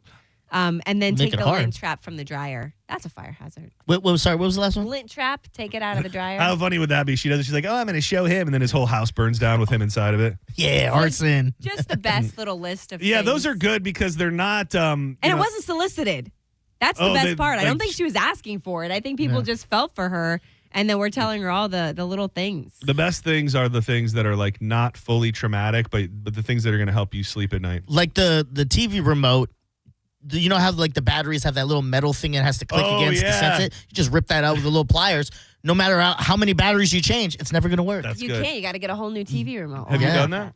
No. It feels like It's a that great was idea, right right? off the top of your head. I know he said that like he had that ready to go. You mentioned canned goods, and it makes me want to revisit something that Diz and I talked about last week. Where do you store your ketchup? Ooh, good question. Ooh, it's in the fridge. It's weird though. I feel like it shouldn't be. It shouldn't. I did Are a you- stint where it wasn't in the fridge, and it felt that So also felt. who weird. are you? If you had to say, like, what is your belief? Like, do you feel like it's in the fridge because Derek wants it in the fridge, or did you just decide that it should be No, in the fridge? I grew up with it in the fridge, so that's probably why it's there. It needs, yeah. It turns out it's a big debate I amongst think it the says society. to refrigerate. I think I looked at the label one time because I was really unsure. Because it's That's so more of a good. guide. That's more of a guideline because it really is so much better not cold. I agree with you, but Yeah. I mean, it's not my kind of ketchup. Like if you got Heinz, keep that out of the fridge. What do you? I'm buying like the organic. Oh my god, dude! We really are. Somebody needs to call Child Protective Yeah. Services. On what? Those poor boys. On the fact You're that I'm growing- using my Yucca app to make sure we got good You're- ketchup in you're- our house. You are. Oh man. What? I mean, I just I'm couldn't literally imagine. preserving the health of my family. Do you- What is the Imagine when problem? they go to friend's house and they taste good ketchup. Like, is this what it's supposed to They taste have like? real Cheez-Its. They'll be fine. What was the other thing you made that was? Cheez-Its. It was yeah. Cheez-Its? Yeah, it was cheese nips or whatever. Honestly, the two things, and it's going to sound like I'm being dramatic only because that's You're what we're being talking about. I know what you're going to say. It's the most important life staples, and I'm ruining everything. Yeah, that's exactly what I was going to say. Between ketchup and Cheez-Its, I think those are two things that you cannot cut corners on. Well, wait you till need, you hear what I do with the ice cream. You need to have. Well, ice cream. Wasn't that like yogurt or something? Oh my gosh, it's Aldi ice cream. Aldi ice cream is the Oh, so best. you have ice cream in your house? Yeah. Well, you got to win. You got to Well, I dump for have that. to. I have 3 children. That one's Yeah. Derek, and they eat ice cream every day. Dude, And I will tell you, only because it's kind of become a thing where I bare my soul to you. Dude, I am so off the freaking rails right now with my eating habits. What's going on with you? I don't know. I it's a discussion that's happening. Like I am not at my peak right now. so, what's the worst thing? that you've Well, done let's put recently? it to you. Let's put it to you like this: the last 2 nights on my way home, I've stopped at the store and gotten ice cream. So the other 2 nights ago, I was at Winn-Dixie, and the Ben and Jerry's was BOGO. So I got one for Danielle, which it takes her like 3 days to eat a pint. Yes, for as me, it should. That's a single sitting. That's So 30 minutes, Yeah, yeah. so I killed the milk and cookies Ben and Jerry's. Nice. And then it just stuck with me. So this is when times are tough. I actually stopped at a Walgreens last night, and I went inside and I got not just one. But 2 varieties of frozen treats. Stop. I got the like chocolate bars, like no, I sticky got chocolate? the drumsticks. Oh, that's I got the yeah. I got the drumsticks with the fudge center. Yes. But the real highlight of the night, and I got to say, I was really proud of myself here. These were Oreo cookie sandwiches, where it's Oreo on the outside, and then it's mint Oreo ice cream in the middle. Ugh. Mint. Oh, the mint. Oh, Yeah, you're not a flavored mint guy. No, You gotta no. get over Chocolate and mint should not be together. It's disgusting. That's the I best eat her ice cream. Cheez-Its before I eat that. You, Mint chocolate chip ice cream from Aldi. I'm telling you. I mean, I've got no. I think you're fine. Like the ketchup and the Cheez-It thing is so above and beyond the ice cream thing. I think you're totally fine to be getting off-brand ice cream. That's the least of your crimes. I'll make sure to text you next time I want to buy some off-brand goods. Well, I'm just saying. See where they fall in the setting I system. I can have an opinion, but yeah, no, I'm not good. Things are not good. Have you guys? Monday's the day. Have you tackled the gorilla versus 100? Oh yeah, we did. Am I sitting with any people at this table who believe that 100 humans would win? Yes. What's wrong with you? Thank you. Yeah. What is wrong with Crazy, you? right? Yeah, I mean, I don't. He had this whole theory where like you get the Hand-to-hand limbs combat. down and we'll hold it down and someone will be on butt duty. The thing is that it's almost sad because it just shows the lack of faith that you people have in humans and humanity. There is a very low level of faith I have in any humanity. Dude, 100 people is so many people. It's the most bizarre thing to me to see so many people. I'm sitting with two of them, obviously, to think it's like no possibility at all. There's also the mind of a human. You would have to have a plan. You would have to be calculated, but it to me, I went through a whole thing yesterday where you could essentially take 10, you could start with 40 people, 10 on each limb immediately. So then you're not even halfway there, and you 10 people are on one leg, 10 on another, 10 on each arm. So that's 10 people on each arm, just holding him. Maybe he's writhing and he's throwing you around, but there's going to be some ability to hold him down, because then the next group of people come and they start gouging out his eyeballs and they start ripping out his mouth and his cheek and ripping out his tongue. And then sadly, some other men are going to have to get in there and they're going to have to get up in his butt and they're going to have to just start ripping and tearing his insides out. This is his. This is his tactic. It's like you think about it like it's going to be this thing that's not going to be brutal. It's like you think that you're going to sit there and you're going to have 100 people, and this gorilla takes one swipe and knocks out 5 of those people, and you don't have quarter of your people now just leave. Like, what the hell am I doing? See, now here? you're adding in details. You're adding in details that are just not. You're adding the. I'm sorry. I'm you're not. the one in butts grabbing stuff. Well, no, I said he's going to rip them to shreds and use their body parts to then hit other people. That's correct. It's a wrap. You guys have a. I cannot believe you have an unrealistic. I would have not. You, Mr. Sasquatch believer. That should give me more street cred, in my opinion. No. Just so you know. It absolutely. I'm floored that you think that humans would win in that. Well, they would. Well, they would absolutely would not. They absolutely would. Have you seen that Beyonce's tour is literally not doing? What is? I got a couple stories about what's going on. What is happening? Let's. I want to dig into it. So let's hold on. We're going to dig into this because I don't fully understand what's happening. Like, I would have thought Beyonce is in the Taylor Swift-averse when it comes to fame and people that would want to go see her. And based on the images and what I'm hearing, that is not the case. So we'll dig into that and much more with a little bit extra with Danielle today. One for the ladies next. I'm so glad I got that word in. Right? It did go in, right? Yeah, everything's good. They're still on? I'm still talking. Yeah. I knew that. Bubble Down Car Wash, the greatest car wash in the whole wide world. Long wash tunnels, spacious vacuums, and an amazing staff that are going to make your experience great every single time. A brand new, clean car is better than a fresh haircut. It refreshes your whole life, and with that unlimited membership plan, you can go through as many times as you like. Car clean today, dirty tomorrow, go on through. They got locations in Tampa, Brandon, Riverview, Wesley Chapel, and Palm Harbor. Get in today. Let them know that you heard us talking about them on 102.5 The Bone. You will have the cleanest car in town every time you buckle down. If you're touched by the words in the song, then maybe. You're listening to Setting Show on 102.5 The Bone. Tell us what you think. Head to the 102.5 The Bone app now and leave us an open mic. The Open Mic on the free 102.5 The Bone app is sponsored by 1-800-ASK-GARY. Here's what the car insurance companies may think they know after a car crash.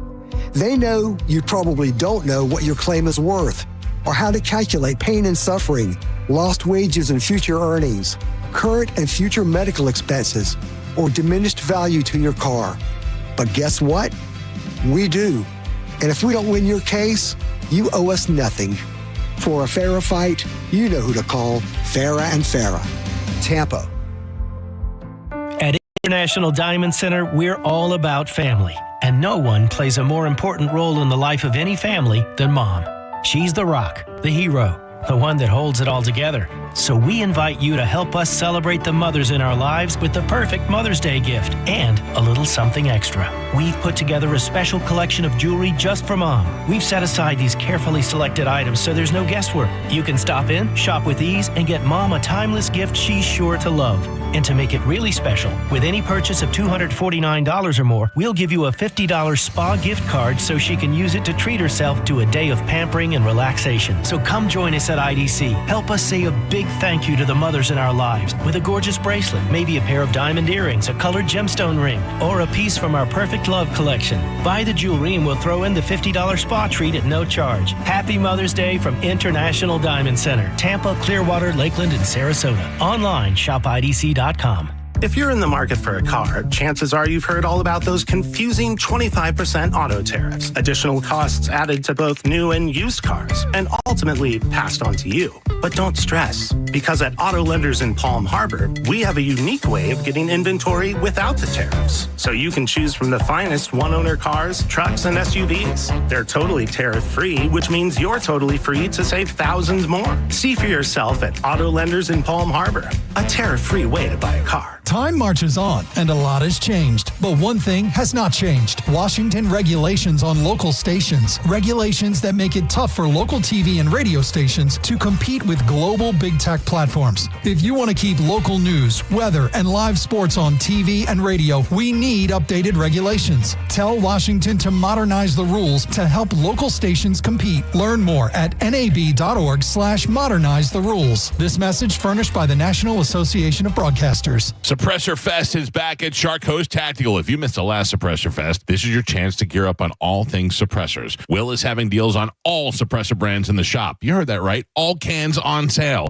If you don't have a suppressor yet, what are you waiting for? There'll be killer deals on everything in the shop, free swag, and amazing giveaways. So get to Shark Coast Tactical this Saturday, May 3rd for Suppressor Fest 9. Shark Coast Tactical is often imitated, never duplicated. They're located on Bee Ridge Road in Sarasota. Find them on social media and make sure you tell them you heard about it on the Mike Calta Show. Cashback is not available on gas in New Jersey and Wisconsin. $5,000. That's the average amount of money people in the U.S. are now spending on gas in a year. $5,000. That's crazy. If you drive, you have to download Upside, the free app that gives you cash back every time you get gas. That's right. You can earn real cash back with Upside just by buying the gas you're already buying. You can literally start earning cash back today. I use Upside every time I fill up, and I've already made around $200-$300. You're putting gas in your car anyway. Why not get real cash back? If you like free money, download Upside. I'm saving the cash I earn from using Upside to help pay for a vacation later this year. Download the free Upside app now to earn cash back every time you buy gas. Use promo code TRAVEL to get an extra 25 cents per gallon on your first tank. You can cash out anytime right to your bank, PayPal, or a gift card for Amazon and other brands. Just download the free Upside app and use promo code TRAVEL for a 25 cents per gallon bonus on your first tank. That's code TRAVEL for a 25 cents per gallon bonus. It's 6:30 and the branch is closed. Yep. And you couldn't find your debit card. Nope. But you're going to get cash. Yep. Cadence Bank Live Teller has extended hours, and I can get cash from my account with my driver's license. My bank can't do that. Nope. With over 300 live teller locations with extended hours, there's opportunity here. Find a live teller near you at cadencebank.com/live teller. Equal opportunity lender, member FDIC. For nearly 2,000 severely injured veterans, everyday life has become filled with barriers. So we build specially adapted homes at Homes for Our Troops. And thanks to our donors and supporters, this life-changing gift of freedom is provided mortgage-free to these veterans. But we need you to join us too in completing this important mission. Please visit hfotusa.org and help build homes and rebuild lives. The success you've already had matters at University of Maryland Global Campus because we're a school for real life. An accredited state university, UMGC lets you earn up to 90 credits toward a bachelor's for prior learning, life, and work experience, or transfer up to 12 credits toward a master's. We offer affordable tuition and online and hybrid courses. Classes start May 14th. Apply now and save with no application fee. Learn more at umgc.edu. Certified to operate in Virginia by Chev. This Friday from 11 to 2, stop by the grand opening of the brand new Circle K in Wesley Chapel on Curley Road. Stock up for the weekend with $1.25 Bud Light 16-ounce aluminums, score giveaways, and more. It's all happening at the new Circle K in Wesley Chapel. Let's go. When it really matters, choose Farrah and Farrah. Here for you, here for good. Tampa. Now, back to Real Raw Radio. Sponsored by Anajar and Levine, Accident Attorneys. Call 1-800-747-FREE. That's 1-800-747-3733. Now, back to Senning Show. With your host, John Senning. Ever since I can remember, I've been popping my collar, popping my collar, popping my collar. Ever since I can remember, I've been working these. Then they better put my money in my hand.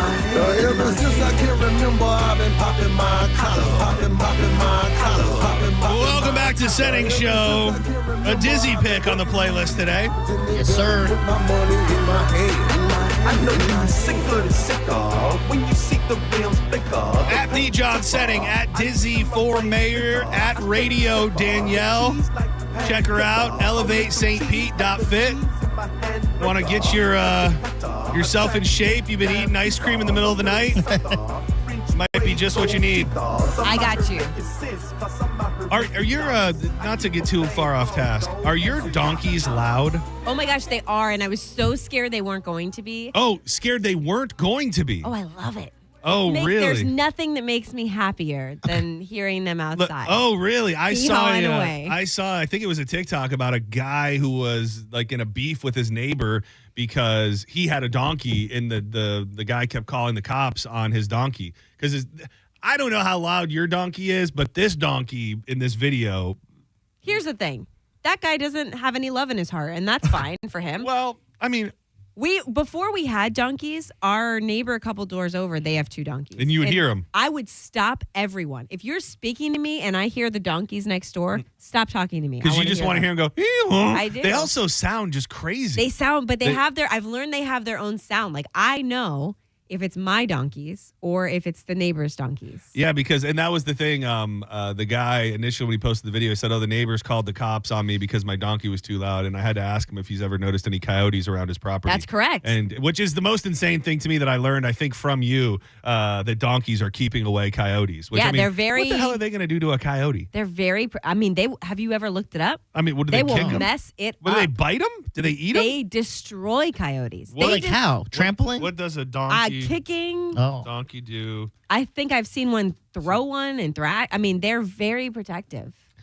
100 coyotes versus a donkey who wins. Donkeys typically defend themselves in their territory against coyotes by charging, braying. That's the thing, too. I think sometimes just the noise scares them away, which the noise is. I will tell you. Love your donkeys, but that noise is aggressive. My in-laws brought their dog over to our house because they were selling their house and they had a showing. And so they couldn't be. My dog doesn't get along with other dogs. So their dog was in the backyard. Unbeknownst to her, she did not know that we got donkeys. She dug out of our backyard and ended up in the enclosure with the donkeys. Oh, no. Luckily, Derek was outside at the time and happened to hear the donkeys start braying and charging her. Can you give us an example of what your donkeys sound like? Yeah, it's very oh, you hear them rev up. I know they're getting ready for it. Scary. It's and they just go. It's just a couple. It's quick. So, why would someone be mad about that? So how long did it take them before they killed this poor dog? They didn't. Derek got in there and they know. I mean, because their thing is they're trying to protect. So once they realize Derek's there, they freaking love Derek. Derek's just fun dad. Daddy Derek. You seem jealous by that. Well, so when he leaves, when they see his truck leave, they make the noise because they're sad he's leaving. And when he comes home, they make the noise. Oh, no. So you're just chopped liver in your own home. And I'm the one that was out here just making a case to get Who's feeding them? Well, that's the thing. He usually beats me outside. So we all feed them, but Derek's usually the one that beats me outside. And last night when I went to the Lightning game. Obviously, I was not He's there to feed while them you're at out night. gallivanting about town. Yeah. He's I'm the taking one, care of my family. He's the one there taking care of your other family, That's your right. donkey family. Derek's taking care You're of the third donkey. wheeling with the donkeys at That's this right. point. Yeah. It gotta sucks. suck. Yeah. Because I really want them to love me the way they love him, and it's not happening. Dude, donkeys are fiercely territorial and will defend their family and livestock against perceived threats. Our bunny is right, like her enclosure is right in the middle of their enclosure. And I was scared that they were going to be scared of each other. Like she was going to be scared of them. Yeah, They're just buddies. bros. Dude, some donkeys have been observed killing coyotes outright, sometimes even playing with their dead, lifeless bodies afterwards. Told you. Donkeys are They're badasses. like the psycho of the livestock community. They'll just like play with your dead body. They're so wonderful. I love them so much. I want another one. I'm trying to get another one. I'm trying to get a miniature one. You just got these two, though. I know. I would love say them so much. Let these donkeys breathe a little bit. Yeah. Let them enjoy their. Derek loves them. He tries to lay in the dirt with them. What? Well, that is kind of Yeah, fun. he wants to lay in the dirt with them. You think that's fun? I mean, it's kind of fun. What's I not love fun the about idea that? of bonding with a. I just don't like laying in It's dirt. just nature. My favorite thing to do, and this sounds so gross, but Derek and I both say our favorite thing to do is after we have dinner and boys are getting ready for bed, we go outside together. We take the wagon and we each grab a pitchfork. We just scoop some donkey poop all over. It's just so fun. That's fun. That's so fun. I love it. I do. I love that you love that. Yeah. I'm happy. I'm happy. What the hell's going on with Beyonce? Dude. Is it because she went country? Was she Yes. not like selling out stadiums at some point in her life not that long ago? Yeah, so I went with Sam actually the Oh, that- I last was time trying she to was remember. here. Was like 2 years ago. Was that Raymond James? Yeah, it was packed, sold out. Like people paid so much money, and now I saw that her tickets are as low as like $20. Dude, I Because think she can't get rid of them. I think and I don't know if you know the answer to this. Is she doing any of the classics? I don't think she is. That's the thing. When I went to her show, like, because I'm a Destiny's Child fan. I'm not really a Beyonce fan. I don't think I knew more than one song of hers the entire night. Oh, wow. It is one of those things, and I don't think enough artists are thinking about this, and she may be the first one to really get the major blowback, and maybe stadiums were just too bold. But when you try to do country, and whether or not it's real country is up for debate, you hope that the country fans accept you, and if they don't, then you're left with your other original fans, who I would imagine some feel like she stepped out on them and betrayed them, and that she's trying to go into a different genre. So I don't feel like the masses of the country world have accepted her. And I don't think that a lot of people are going to go see her just because she's Beyonce, especially if, it's going to be mostly this new, Cowboy Carter stuff. So it is very weird. I saw that picture when she's floating in a car, like above the crowd, and just all of the seats behind her are empty. I mean, all the seats on the floor were empty. That has got to be, at that point in your career, that's got to be a brutal reality check. I don't think that Beyonce doesn't strike me as somebody who would look and put the magnifying glass on herself for that. Like she'd be like, that's "What'd a you guys downfall do?" of somebody else. Yeah. Like that's someone else's problem. So there's a lot of, besides like the ticket sales not being well, there was a brawl. There was a fight on the opening night of her tour in the VIP area. A bunch of women wearing denim. So denim maxi dresses. Oh, hell yeah. Denim skirts, denim whatevers, and they just are throwing blows at each other. What do we call it? The Canadian tuxedo? Is that what that is? Yeah, All yeah, denim? It All- was all just a denim? full out all denim brawl at one of her shows. It might just be things aren't, as much as a given as they once were. I think, did you have something about Katy Perry too? Yeah. Because her show's tour, not doing well her either. tour is a complete disaster. And I'm starting to hear all of these conspiracy theories that maybe like she's being blackmailed into doing this or something more is going on, because those videos are horrific. Like they're so embarrassing. And she's kind of trying to babyface now and put it on the internet, but like those videos are undeniably terrible. I just think that the price of concert tickets after COVID, and I don't know if it was like initially to make up for like the money that the crew lost, or I know a lot of those artists are paying the crew out of their pocket to keep them employed. So the ticket prices just skyrocketed, and unless you're doing what you need to do to keep up with it, not only with like the quality of your show, but also the music that you're putting out. Like she hasn't put music out in a long time. You can't just throw something against the wall and then go on tour and It expect definitely everyone hasn't to had a love it. hit. I mean, what No. are we talking about? Katy Perry, Yeah. right? Yeah, Katy Perry, I do not think has had a hit in probably 5 to 10 years. And so you can't just pick up where you left off, now charging double and sometimes triple for these tickets. and expect that it's going to go well. She ultimately, like when you talk about Beyonce wanting to put the blame on everybody else, Katy Perry seems like one of the most out of touch human beings ever. Like from every aspect of it. Like it seemed to me that she could not grasp, why her being an astronaut and going to space, like why she wasn't just heralded when she got back and held up as a hero, and now she's out on tour, which what is it called? The Lifetimes Tour. Lifetimes tour, which people automatically said was a ripoff of the Eras tour. It's just it doesn't seem to be able to accept that she's not as popular as she once was. Yeah, and she's a pinata. Even pinatas. Was that her quote? Yeah, so I guess people are throwing things at her. Oh, they're actually throwing things. That's what I took it as. Maybe they're not. Maybe they're not. That's what I took it as. People are throwing a lot of shade and hate, but the videos, like they're not even open for interpretation. The dance video, where she's like so bad. Yeah, I believe I could dance better than Katy Perry does. 100%. Another thing that Beyonce's doing that makes me feel kind of weird, she keeps bringing her daughter out. Yeah. And her daughter's dressed in like these leather outfits and she's dancing. Like 13? She's 13 years old. I was wondering, because I don't know the dates and stuff, but I wondered, like, is she working now? Like, if she's on tour, she's a dancer. Yeah, they're calling every her night? Like some Nepo baby of like, I don't know, Which, I the mean, face of nepotism. She is, absolutely. Yeah. But I wondered, is it like she was out for a couple shows and was just being seen on stage, or is she actually like a touring artist payroll now with her mom? Which, I mean, I guess it's probably fun if you're her, but it just feels very strange that you're putting she's a child, right? She's 13 years old. What do you mean? What's the head? Well, my whole thing is this is just what Beyonce's used to. She was a child that is true artist that grew up that way. So to her, it's not I'm parading my girl out. It's she's going through what I went through. This is you want to be a star, you got to learn how to perform. We're going to start you off with dancing because she has the greatest rhythm. So let's get that going, So but I know what you're she's saying. Performing better than her mom at this point. Yeah, she's actually. I don't know what's happened, but people are very complimentary of her dancing, which again just feels a little bit weird. I mean, it is. I mean, I get it, but I feel like she probably wants to do it. Like if she wants to do it, and you're Beyonce, are you going to tell her no? Yeah. She's like, "Mommy, I want to be a dancer." Yeah.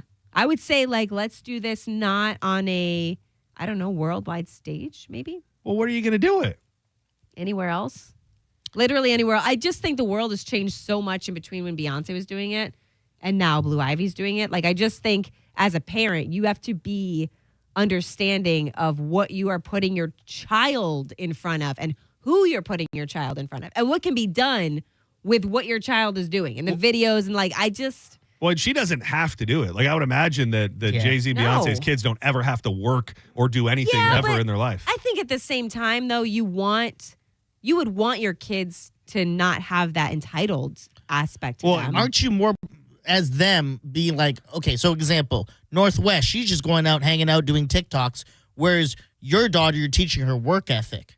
We have all this money, but you got to have some work ethic. Yes, and I agree with that. I think for me, the hard part is like the outfits and. I don't think she's been looking like slutty or anything. No, it's. I mean, I've seen like full body body suits. I mean, I think you're being a little prude here. Okay, well, maybe that's. It takes one to know one because that's what they call me around here. Oh yeah. They do, believe it or not. Who? Dizzy. I don't. Call JoJo. Prude. Mostly I've never Judge. called him prude. I call him Three Water John, though. JoJo calls you a prude? Yeah. For what? Why?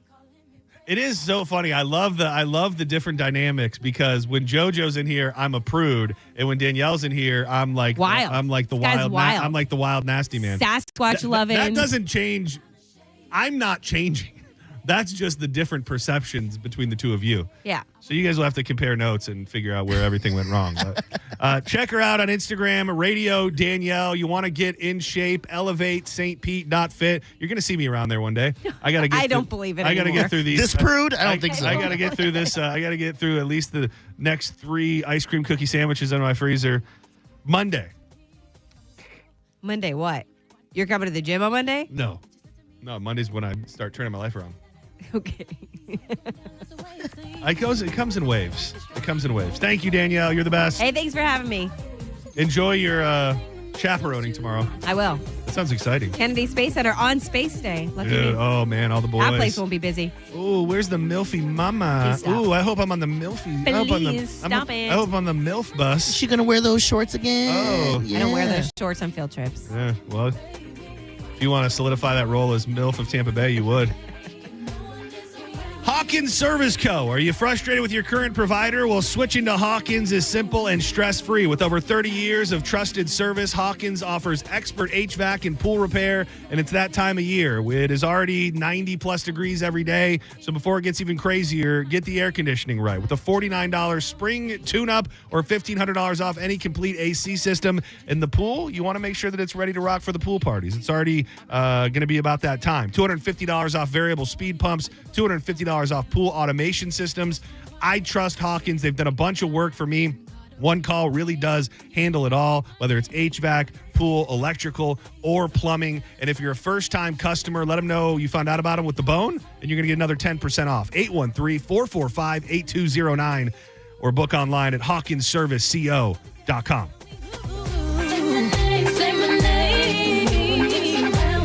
Say, baby, I love you.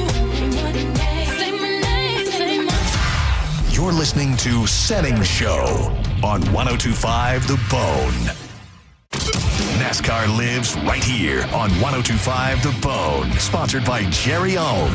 This week, it's the NCS Worth 400 at Texas Motor Speedway. Coverage starts at 2:30 p.m. with the race starting at 3:30. Race days Sundays, where NASCAR lives in Tampa Bay. Right here on 102.5 The Bone. Sponsored by Jerry Ohm Jeep Ram, #1 in the country. If you're the victim of a car crash, take back control of your life. Call Anajar and Levine Accident Attorneys at 1-800-747-FREE. Hi, I'm attorney Fran Hosh. Being involved in a car or motorcycle accident can be stressful.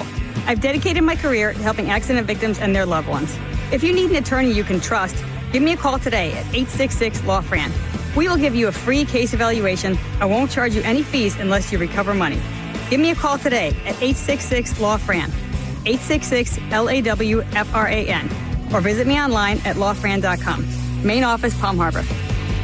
Spring is in the air, and that can only mean one thing. Baseball is back. Hard Rock Bet makes it easy to bet on America's pastime in just a few easy steps. It's more than betting on the game. You can bet on home runs, strikeouts, and more. You can even bet on if someone will score in the first inning, so it's a super fun, fast bet. And it's win or go home in the NBA playoffs, but not for new customers on Hard Rock Bet. As a new sign-up, if you don't win your first bet, you'll get a bonus bet back up to $100 to try again. Offered by the Seminole Tribe of Florida. Must be 21 plus and physically present in Florida. To wager, terms and conditions apply. Concerned about gambling? Call 888-ADMIT-IT.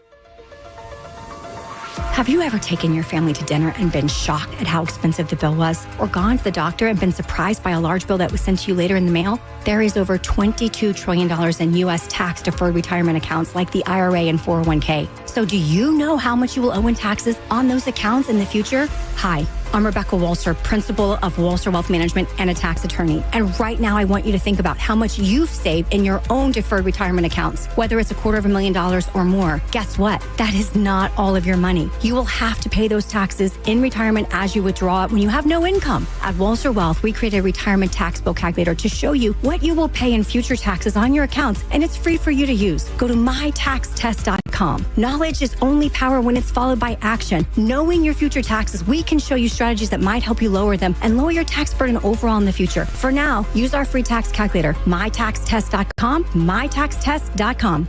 Running a fleet is expensive. So what happens when you cut the fuel bill by 10% with a Coast Fleet Card? We're saving money and time, which means we're able to take better care of all of our vehicles and our techs, plus our bottom line. Coast has been a real game changer for us. With Coast, you get smarter spending, stronger security, and real support when you need it. Set spending limits, track purchases in real time, and stop unauthorized transactions before they happen. Coast works anywhere Visa is accepted, so you're not limited to overpriced or out-of-the-way gas stations. The customer service is way above the company that we used before. Along with the extra security, it's worth saying again, total game changer for us. Go to coastpay.com/news and learn how to save an average of 10% on your fuel bill with Coast.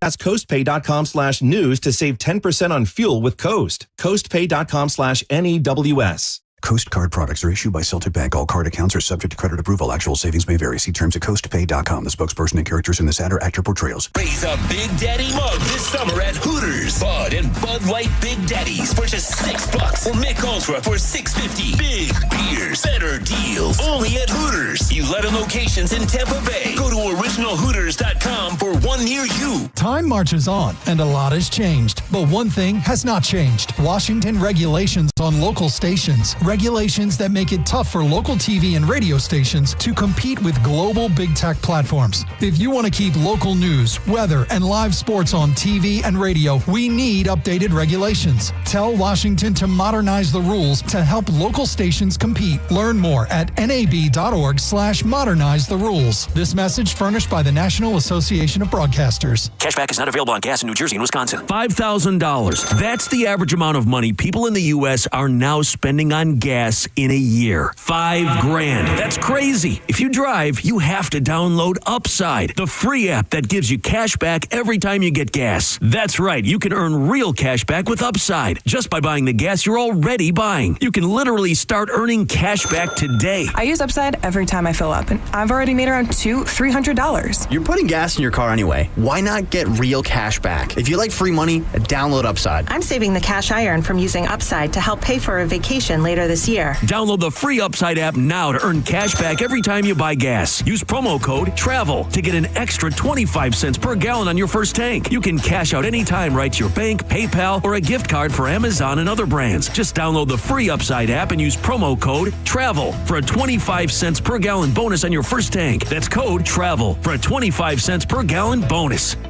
Preparing to sell your home can be costly and time-consuming. Skip the hassle of constant cleaning and sell your home stress-free with a guaranteed offer from Mark Spain Real Estate. Hi, this is Mark Spain, and our offers are the strongest in the industry. With a guaranteed offer from Mark Spain Real Estate, you can sell your home stress-free, make the most money, and move on your timeline. Go to markspain.com to get a guaranteed offer on your home and skip the hassle of constant cleaning and costly repairs. There's no showings, no open houses, and no stress. Our guaranteed offer keeps you in control. One of our clients, Tyra, said, thanks to Mark Spain Real Estate, our home had several cash offers within 24 hours of it being on the market, and we closed in less than a month. With their guidance, the transaction was more seamless than we could have ever hoped for. Sell your home stress-free with a guaranteed offer from Mark Spain Real Estate. I've been in the business for nearly 30 years, and I know what matters most, selling your home fast and for the most money. Find out what your guaranteed offer would be and close in as little as 21 days. There's no obligation. Go to markspain.com to get a guaranteed offer on your home today. That's markspain.com and start packing.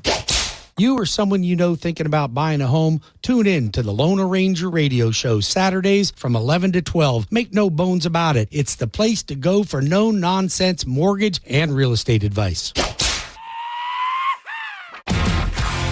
1025 The Bone. Real Raw Radio. WHPT, Sarasota, Tampa, St. Pete. And 107.3 WXGL HD2 St. Pete. Live from the WeatherTight Windows studio. And now, back to Senning Show. It's time for John's Joint with your host, John Senning.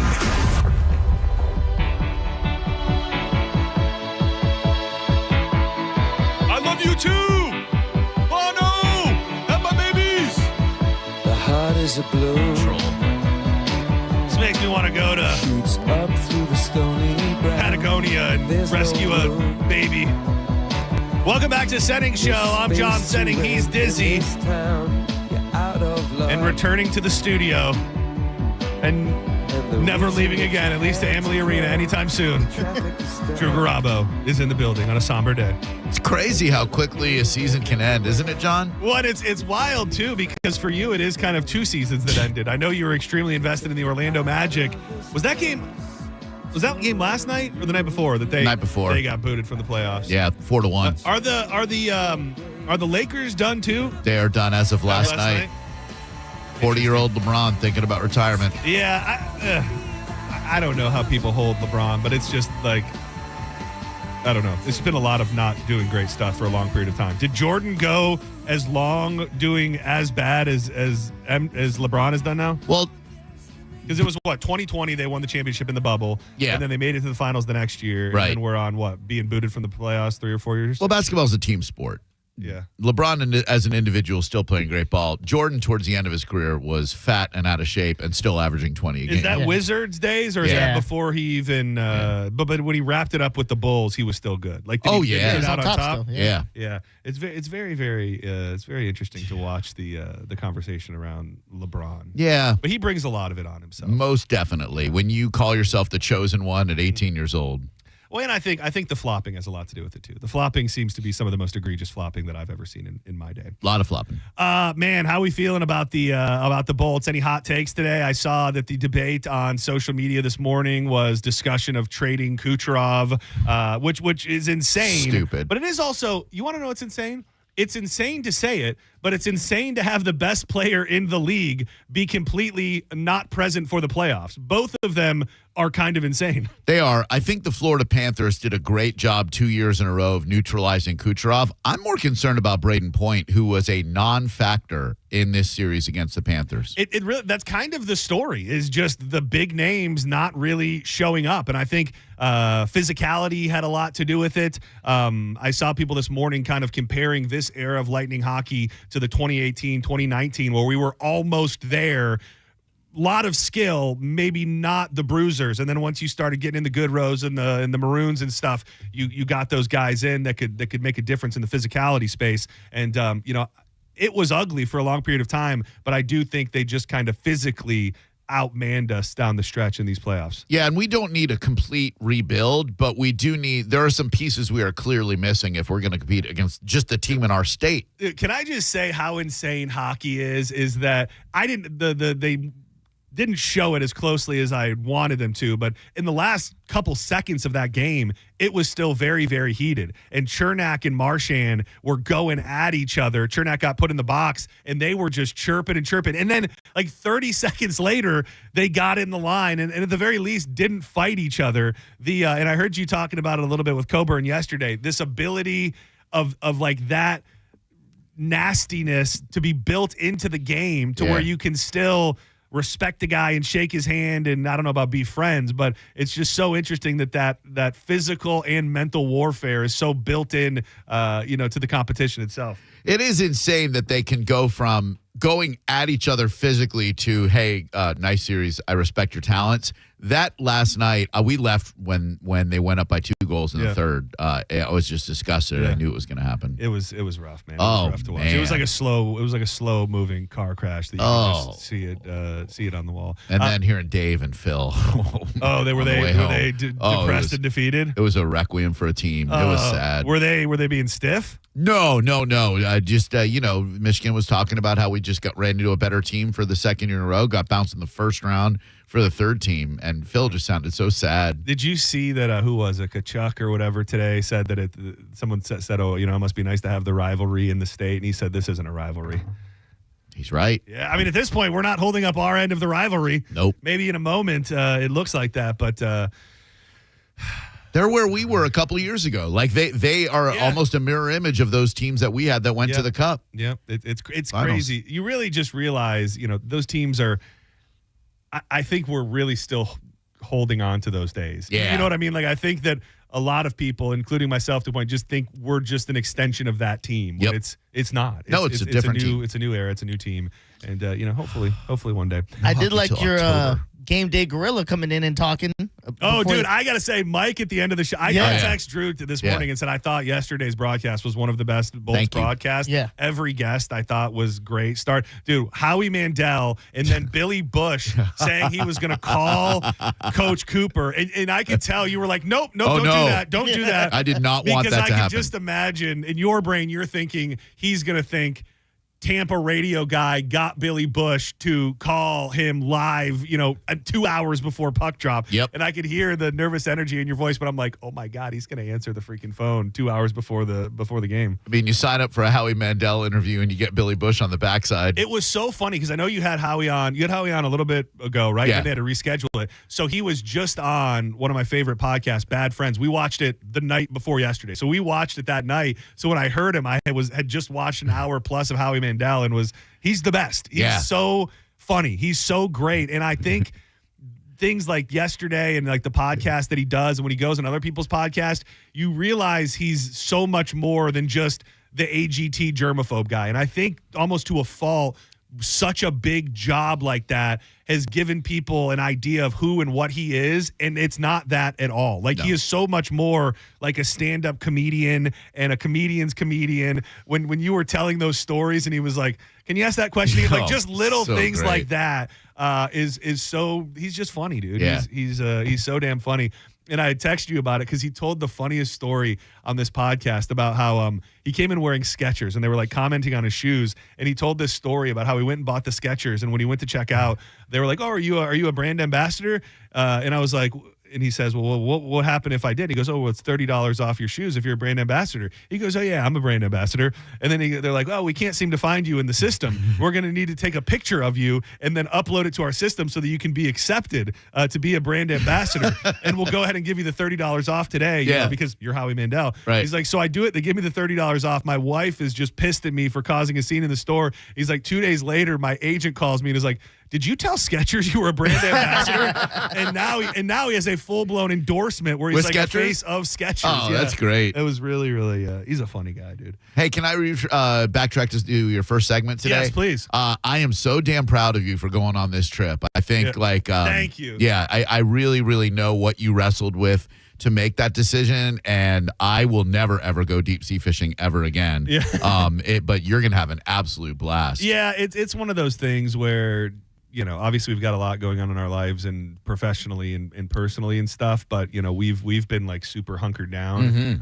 And I think it'll be good to just do something fun and get out there. And I mean, obviously I talked to a handful of people about it. And you were one of them, and everybody was like, "Of course you got to go." So I have a question. You said you would never go again, Ever. but you're recommending it to him. Why don't you want to go? I went with my dad when I was about 12 years old and immediately got seasick, and so did everybody on the boat, and we were way out, and the boat's like pitching. Yeah. And I'll never ever do it again. For the sake of a story, it would be good if I'm the only one who ends up sick and puking all day, but I'm going to overdose myself with Dramamine. And then, do you remember when we went on?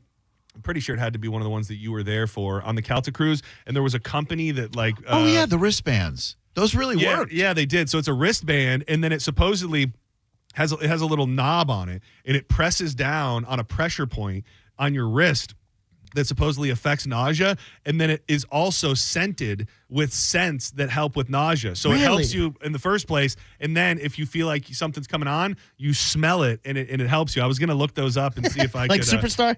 Yeah, When I get real nervous, put my hands on It's a lot like that. Yeah, I'm really excited. It's crazy. I've been on 3, never heard of something like that. Yeah, and this last one, the boat was rocking the first. They put it. They were like putting them in the bags. I think they put them in the boarding bags or whatever. And then that year that we went, that was, I'll never forget, because that was one of the worst hurricanes to hit Florida. It was Hurricane Michael. Yep. And we had to like dodge and avoid the hurricane while we were out there. And that boat was freaking rocking. And like they were shutting down areas of the deck. They didn't want people going out at night. Yeah. The pool was Didn't stop flopping around us. everywhere. Yep. Yeah. It's funny you say that, because when we were on it, Mike Olivero said this is worse than the day we were getting chased by the hurricane. Yeah. That must have been what he was talking about. That is. It was something And else. these idiots, we were up on the roof, the very top, top deck with the wind, like we easily.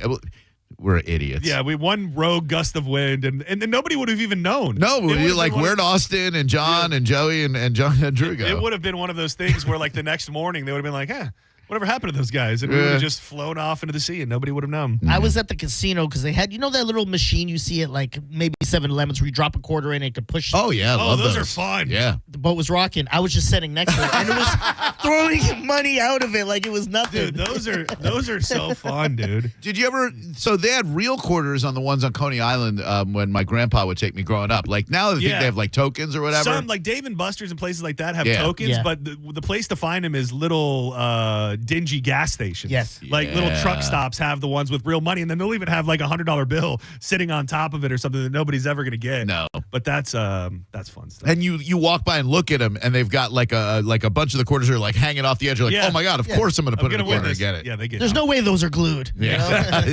Exactly. Dude, so I saw this story a couple days ago, did not fully understand it, didn't even really read it. And then I know you have a very complicated relationship with the comedian / personality, Nathan Fielder. I hope he dies. The thing is that once you hear this, you're going to feel bad about everything you've ever said. Oh. First of all, I have to say this. one of the most shocking things, you and I have some different opinions on comedy and specific things. One of the most shocking things is that you're not more of a Nathan Fielder super fan because he is the ultimate. Andy Kaufman is the only thing that comes to mind only because like his form of comedy is so outside of the realm of comedy, specifically with the Nathan For You show where, a lot of times he's trying to help businesses in these bizarre ways. So he's got the new season of The Rehearsal, which is on, which you didn't like The Curse. The reason you hate him is because of The Curse. Right. And that was with Emma Stone. You ever watch it, Diz? No. It's just a movie with him in it and you didn't like it? I don't even know what to say about it. It's a show. Curse? It's called The Curse. It's called The Curse. And in a weird way, it's tied to this story. Dizzy, it's horrible. It's the reason I don't like him. It's not for everybody. I think I see so much of myself. And like when we don't like someone or something, it's because they're reflections of what we don't like about ourselves. That's exactly what it is with Nathan Fielder. But I still think there's so much out there that is untapped with you that you could come back into his arms. Okay. But, the new season of The Rehearsal, it's bizarre. Airplane it's stuff, right? So his whole thing is that he's digging into the relationship between co-pilots and pilots. And what's weird is that there's not a ton of comedy to this show. Like there's really no comedy, to be honest with you. His whole thing is that he's exploring the relationship between co-pilots and pilots because he's done all this research in almost like every major airline crash for the past 20 years. The co-pilot, and this includes, by the way, the crash that happened with the plane and the helicopter in D.C. not that long ago. In almost every case, the co-pilot is repeatedly telling the pilot that what they're doing is wrong. Ooh. And they have the capability to take control themselves and to ultimately take control of the situation. And the mental element of this is they never do. So pretty much he's created an entire fake airport. He's hired real pilots to interact with each other to try and understand why these co-pilots never feel comfortable telling the pilot that they're about to die, essentially. Yeah. And he has all these, so he gets them in a fake airplane. It's bizarre. So they're basically social experiments. Yes. It's a next level social experiment to the point to where he did a complete rebuild of the Houston airport. And he found out like the captain's lounge or the pilot's lounge, he recreated it and all these different things. But this actually doesn't really have anything to do with the season per se. So he pretty much says, I'm trying to teach these people to speak up in uncomfortable situations. And I realized I had a personal experience that can be, is very, very similar to what they're going through. And he breaks all of this down. In a 2015 episode of his show, Nathan For You, there was a whole episode that he did where he was helping out an apparel line. He starts an outdoor apparel line called Summit Ice. It was a bit. Like it was, he takes the bit to the next level. So in this whole thing, which we won't get into why he did it or what that episode was about, he, as a joke, creates a fake clothing line called Summit Ice. And he made so much of it that since then, he's still been selling it. And 100% of the proceeds go to Holocaust education. Oh, man. Here's where it gets crazy. And there's a lot, I'm leaving a lot. It's a very long, involved story about the episode and how he tied it into Holocaust, knowledge and stuff like that. So he goes into detail on how one day he goes into to Paramount Plus to watch the episode because he noticed that the sales on the Summit Ice had totally stopped. He finds out that Paramount Plus has pulled the episode.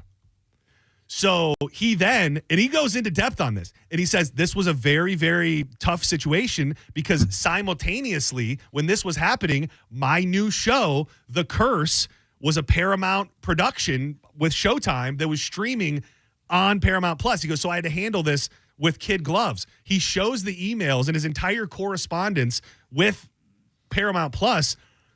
They straight up told him, due to sensitivities, we have pulled the episode. He doesn't let it go. So he doesn't strike me as a guy who let it go. He doesn't let it go. And long story short, they tell him that the Germany division of Paramount Plus did not feel comfortable with the content.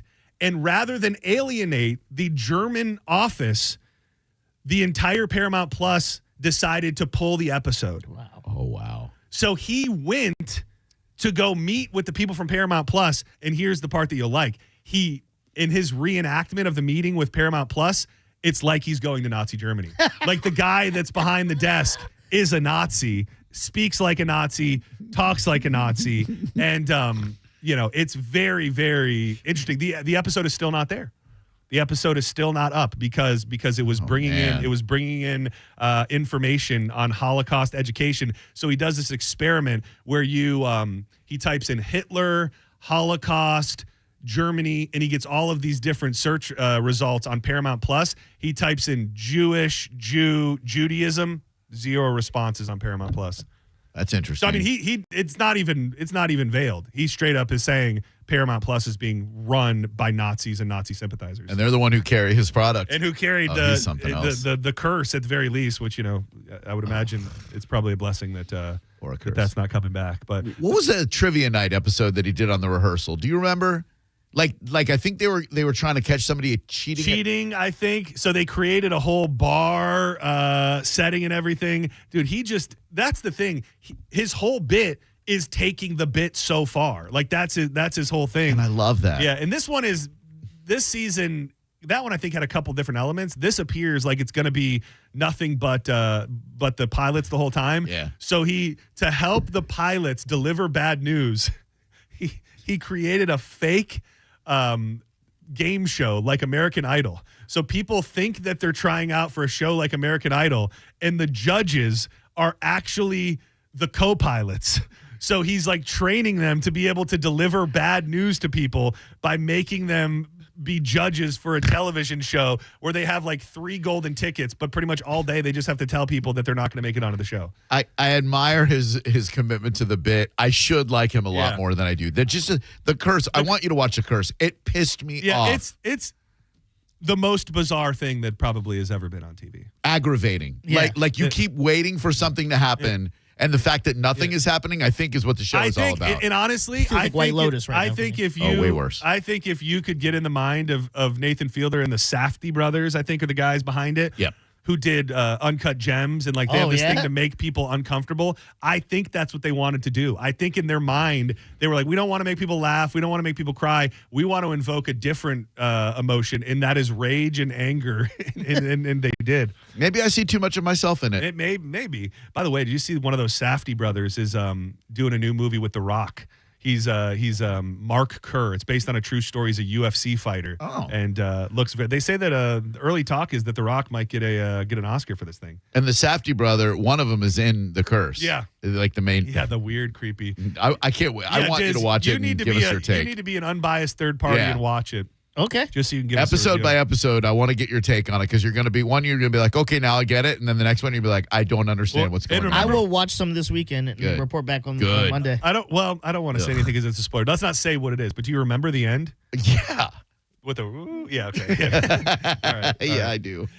This footage, by the way, John's Joints brought to you by marijuanadoctor.com. 40 locations now throughout the state of Florida. You might see your friends go into the dispensaries. You hear the stories of the great products, the premium flower, the pre-rolls, the vape cartridges, the gummies, the cookies, everything that's out there, but you need to get your card, and the only way to do it is marijuanadoctor.com. When you book, make sure you use the code BONE20. That's going to give you $20 off that initial certification, which comes same day, not someday, it is the same day. And then you get to go take advantage of all those first-time patient discounts, which is going to have you saving more money than you spent in the first place. Book it now. It's BONE20 at marijuanadoctor.com. I wanted to ask you if you had seen, do you subscribe to Jungle Boy's mailing list? No, not yet. They've got distillate chews now. Oh, that's nice. Those are really, really nice. I haven't tried them yet. They've got the rosin chews, highlight natural hash flavors, distillate chews, powerful, potent, and precise, delivered in every bite. I love that. I love the triple P's. I love to be pounded by a precise, what were my 3 P's again? I love to be pounded by a precise, potent. Powerful. Anything, really. Harness with a rod in it, like you said earlier. Dude, I was waiting to see if there was an update on this. If this guy lived, it's going to be a miracle. A man fell from the 21-foot-high Clemente wall in right field at PNC Park during Wednesday night's game between the Pittsburgh Pirates and the Chicago Cubs. right after Andrew McCutcheon hit a 2-run double in the 7th inning to put the Pirates ahead. Players began waving frantically for medical personnel and pointing to the man who had fallen onto the warning track. The fan was tended to for approximately 5 minutes by members of both the Pirates and Cubs training staff before being removed off the field on a cart. The team issued a statement shortly after the game ended saying the man was transported to the local hospital. And still to this point, there is not an update on the guy. You think you can live through that? Did you see the video? No. Everybody's saying that it looks like he did it on purpose. He goes from an absolute seated position. He's right on the ledge. He goes from a seated position to just launching his body in the air. And whether he was, some people said maybe he thought he was going to be able to, but I mean, I'm not trying to be crass here. He does like 4 spins in the air. Like he jumps up over the ledge and just starts spinning and drops 350 feet. Oh, man. Yeah. Oh, Jesus. Yeah. So whether or not he was doing it on purpose to harm himself or he thought he was going to be able to make it, what a thing to have to see, too. I'm kind of surprised they kept the game going. Were there runners on base? Because the infield fly rule, I think, would apply. That probably is. And as somebody who's been the victim of a terrible, horrific injury during a game, I only know how that man can feel right now. Game must go on, John. I feel you. By the way, when you're in the upper level of a building, which we were at the Magic game a couple of nights ago, there is something just dizzying about it. Oh, there absolutely You're is. like, oh my God, I could easily fall. Yeah, it is. Especially at that arena. Yeah. It is kind of crazy that more people, when you add in so much booze and disarray Fighting. and fights and anger and everything, it's kind of surprising when you have people falling from the top levels of stadiums and arenas just on the reg. The first and only time I was ever in the upper level at Amalie was when you and I yeah. were watching we Kid were- Rock we for the were way NHL, up and there, we were, dude. I mean, We were probably within the last back 4 rows or something. we were. Yeah. And it's high. It really is. I mean, if you allow yourself, you can get a little tripped out. And then we ended up standing in a row where we didn't even have any seats. We just had to watch Kid Rock. Shout out to Ben Swig and Rondé Rondé, Barber, what up, Rondé? who let us post up while Bob Ritchie himself. He was great. He took us to church, baby. He was so good. Another day, another development regarding an inappropriate relationship with a student. The Manatee County Sheriff's Office is investigating a teacher who was accused of sending an inappropriate letter to one of his 11-year-old students. The school district is also investigating the Gullet Elementary School teacher who recently resigned. They're not identifying the student for privacy, nor the teacher, because he has not been charged with a crime. Ann Mitchell, the student's mother, shared the story with Channel 8 on Wednesday, saying the whole nightmare started when we discovered a 2-page letter.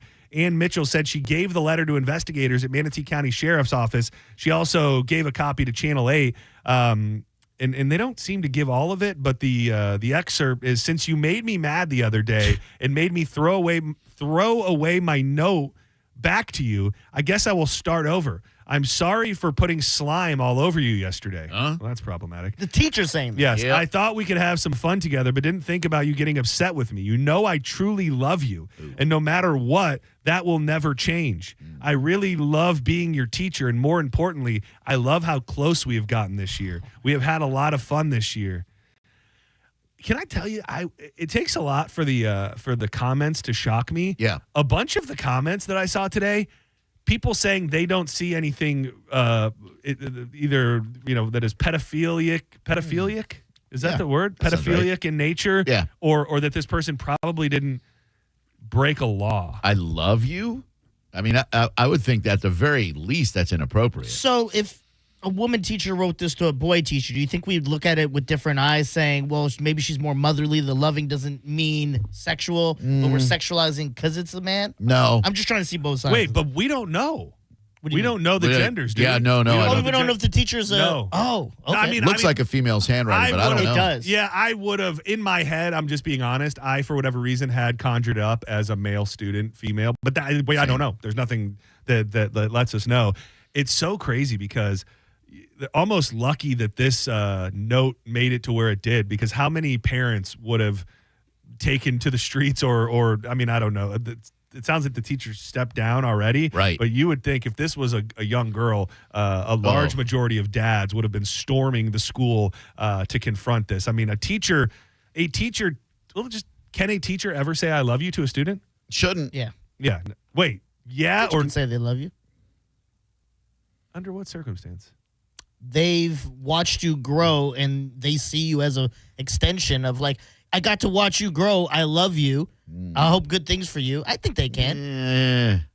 If you had the same teacher, let's say for 4 years, they can't say I love you without it coming off weird? After you graduate. Yeah, That's what I mean, though. Like, after you're going off, they can't say I loved you. I loved having you. I loved you. No, I love you. Yes. Okay. I loved you.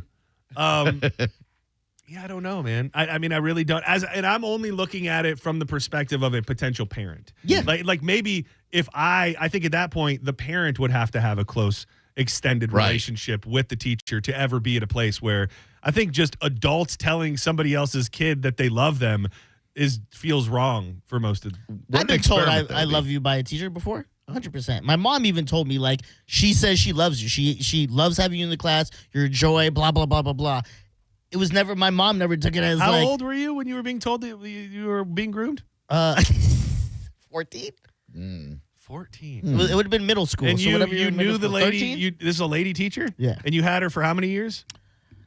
2 years only. It Okay, wasn't 2 that years. much. So when did she start telling you she loved you? At the beginning or the end? Well, first it was, she thinks, I think I kind of like you. And then it grew into love. Circle one if you love me back. Yeah. We didn't get a chance to talk about it too much yesterday, and I know you hit on it, I think, at the beginning of the show. Where are we standing? Where are you standing currently after the Jeff Knight, Kevin Hazlett statement? Still no charges. As of today, he has stepped down from the management team at Janus. If you're replacing it in the Hard Rock Bet app, are we going to see charges ever by the end of the week? Is this going to be a fizzle out thing? I'll give you my theory at 4:30 this afternoon, which I texted you earlier, John. Short answer, no, I don't think charges will be filed. Yeah. And I'm not saying that's right. I'm not saying that's wrong.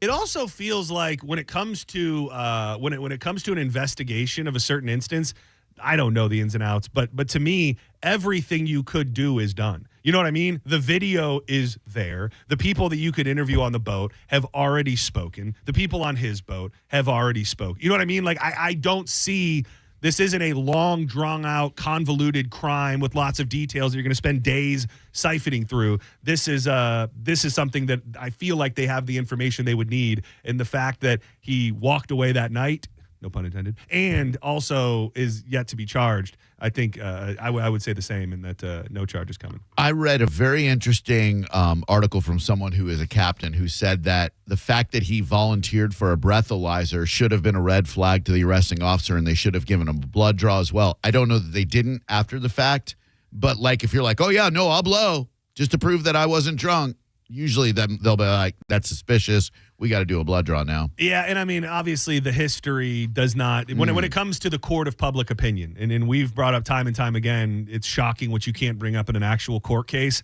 but, you know, the news is now reporting the other things that have happened where somebody died out on his boat. It sounds like they dove into the water, could be unrelated to him, but then another instance where he hit some ladies on another boat, was charged and then settled out of court because it sounds like they were pretty messed up. You take all of that, you take the position, you take the lawyer being directly involved, and I think that the public opinion is right where you would expect it to be with all of the factors in this case. Yeah, and even if there are no charges filed, the civil case, dude. like you've got 40-something people on that boat, you've got dolphins that were wrongfully accused of being part of the equation. I mean, just the family of the guy who's dead is probably. I mean, this is probably enough. I'm not sure what kind of insurance you carry if you're in a position like that, but just the family of the dead guy alone, they're probably coming for millions and millions. And I would love to hear from a business owner how you can step down as an owner, like without selling. Is it a I don't know. It feels like just a thing you've got to do. You know what I mean? Sure. Like they've just got to do or say something. I think staying silent. But from what I understand, he is still the owner at the end of the day. Yeah. Maybe, I don't know how involved he was. They said from our management team, was he in there, running front of house operations ever? Like what is he not going to be doing now that he was doing before, I guess is the ultimate question. You know what I find very curious about this whole thing is the one outlet that I've seen that hasn't reported it at all. Creative Loafing. And they would be all over a story like this normally. if they didn't have a relationship with Janice Live. Oh, really? That's a good one. I went on today to make sure they have not printed one word about this story. I'm very curious. You have to imagine. I don't even know what he. I don't even know everything that he owns anymore, because I know at one point he owned the whole block. Ringside, Pelican. Didn't he own? What was the place that? Was he in business with Spice in that Kitchen, place? yeah. The kitchen. Yep. And then I think even it's no longer McDitton's, but he had McDitton's, I think, right there. I think you're right. And then I think Pelican Pub still. So I don't know if he's got new, restaurants or not, but it's going to be interesting. The noise is dying down a little bit, but once people realize the charges aren't coming, I imagine it's going to heat up a little bit more. For sure. Real quick, only because we feel like we're adjacent. Do you know about this Sunshine City Tavern here on 4th Street yet? I've heard really good. Anastasia was telling me about it. She said it's great. So it's the dude from the mill. Oh, yeah, that's what she told me. Yeah. So it's the dude that had the mill. He's and great. It's like, dude, the inside looks amazing. Yeah? It's like super bright and colorful with almost like a old school fast food kind of vibe to it. And he's serving like upscale bar food and a lot of like barbecue and stuff like that. It seems right up your alley. I'm looking forward to trying it very, very soon. Same. Don't go anywhere. We come back. We'll fire up a couple more joints. What do I got here? Oh, I haven't touched on this. The keeping it in the restaurant world, the manager of a restaurant who decided to commit a crime on his own restaurant. Idiot. We'll dig into that, and I got some good Coyote content for you, too. More John's Joints on the way with Drew Garabo.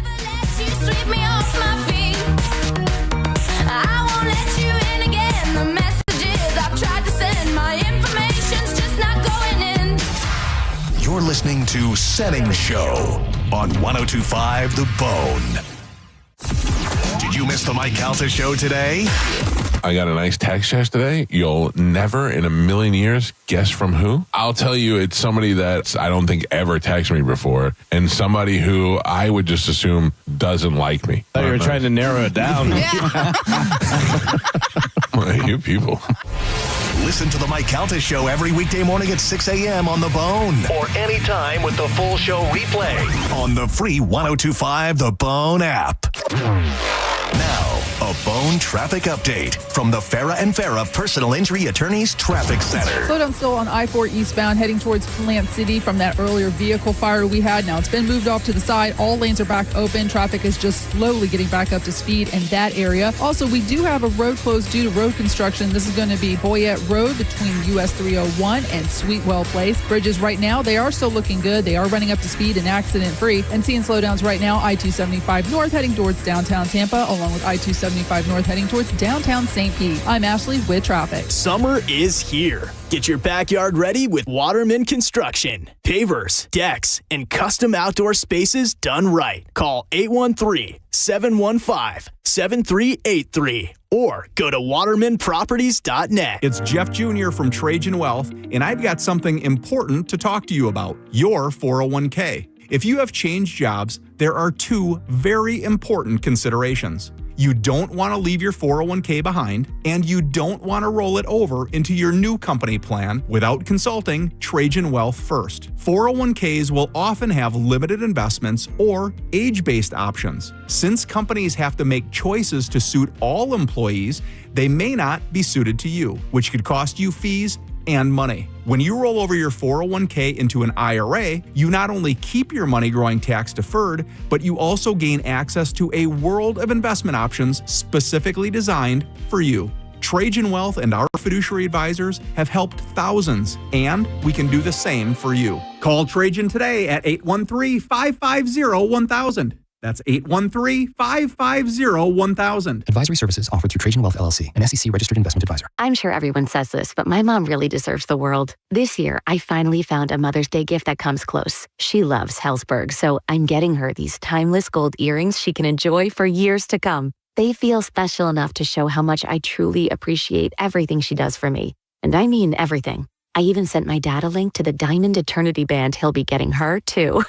Save up to 50% on Mother's Day gifts Mom will cherish forever. Visit Hellsberg.com or a store near you. Hi, I'm Patrick Thomas. And I'm Heather Thomas from Bolt Electric, where we believe that the right way is the only way to do home electrical. We believe the National Electrical Code is really the minimum standard, not the maximum standard. We believe you deserve better electrical parts and better service. We believe in ongoing training for our electricians. Because there's no end to learning and improving. Because at Bolt, we believe your safety is our core priority. Electrical problem? Call Bolt. Online at boltelectric.com. Mike Calta for Lifeguard Imaging. If you've been on the fence about getting scanned, listen up, because this is the biggest offer Lifeguard has ever made for Bone listeners. Now through May 31st, when you sign up for their legacy program, you can get a second membership for your spouse, a friend, or someone you care about for 50% off. So what's Lifeguard Imaging's legacy program? Great question. It's the ultimate preventative care plan that sets you up for annual scans year after year, so you can catch changes in your body often before symptoms even show up. Just like women get mammograms every year, this is your way to monitor your whole body for cancer, heart disease, and more. Remember, friends, early detection saves lives. And here's a scary fact. In 30% of heart attacks, the first symptom, death. But it doesn't have to be that way. Lifeguard Imaging uses high accuracy, low dose CT scans to detect heart disease and hundreds of forms of cancer early when they're most treatable. If something's wrong, you'll know and you can act fast. This offer is huge, but it's only good through May 31st. So sign up for Lifeguard Legacy Program and get one for your spouse or friend for 50% off. Go to lifeguardimaging.com today. It could save your life or the life of someone you love. Lifeguard Imaging, saving lives through early detection. I'm John Morgan of Morgan & Morgan. We recently received a call from an injured person. The insurance company had offered them $11,000. We took the case over and got more than $2 million in court. Morgan & Morgan. Visit forthepeople.com for an office near you.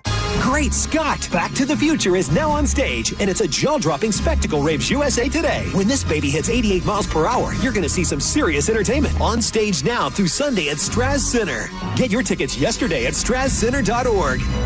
This Mother's Day, don't just give her flowers. Give her something that really makes her bloom. Planet X and XTC Adult Super Center are here to help you celebrate the moms who still got it and want to flaunt it. With the hottest selection of lingerie, massage oils, couples toys, and more, we've got everything to spice up Mom's special day. Tampa Bay's #1 adult store chain with locations in St. Pete, Sarasota, Bradenton, and Tampa. Open late every night. Because, let's be honest, Mom deserves more than brunch. Planet X and XTC Adult Super Center. Unwrap something exciting this Mother's Day. If you want your windows there in weeks, pick up the phone and just text Reese. John Senning here. Are you ready to win $15,000 in new impact windows from Reese Windows? Well, pick up your phone right now and text the word TRUST to 20129. That's TRUST to 20129. I'm honored by the number of referrals that Bernetti PA gets from others in our legal profession. We have represented clients referred to us by other law firms and even represented judges. They've called us. Why shouldn't you? Call 1-800-BURNETTI. We're ready. Offices Tampa, Lakeland, Pinellas. Summer is here, and so is the Buffalo Shrimp Special at Hooters. 10 crispy shrimp tossed in your favorite sauce, served with fries, all at a special price. 11 locations in Tampa Bay. Go to originalhooters.com for one near you. O'Reilly. Did you know 1 in 4 car batteries is weak and needs to be replaced? O'Reilly Auto Parts will test your battery for free in or out of your vehicle. We can help you find the best battery for your vehicle and budget. O'Reilly Auto Parts has batteries starting at just $89.99. Get your battery tested for free today at O'Reilly Auto Parts. O'Reilly Auto Parts. While retinitis pigmentosa takes Mark's vision, his family gives him hope, whether at the family business or at home with his wife and sons. He knows he's not fighting alone. For 50 years, the Foundation Fighting Blindness has funded research into treatments and cures for blinding retinal diseases, providing hope to people with vision loss. And for Mark, winning the fight means being there for his family.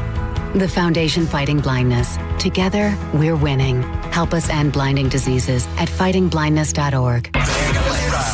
Get ready to throw down this Friday night, May 2nd, as Colt Ford hits the stage live at Ferg Sports Bar and Entertainment Complex.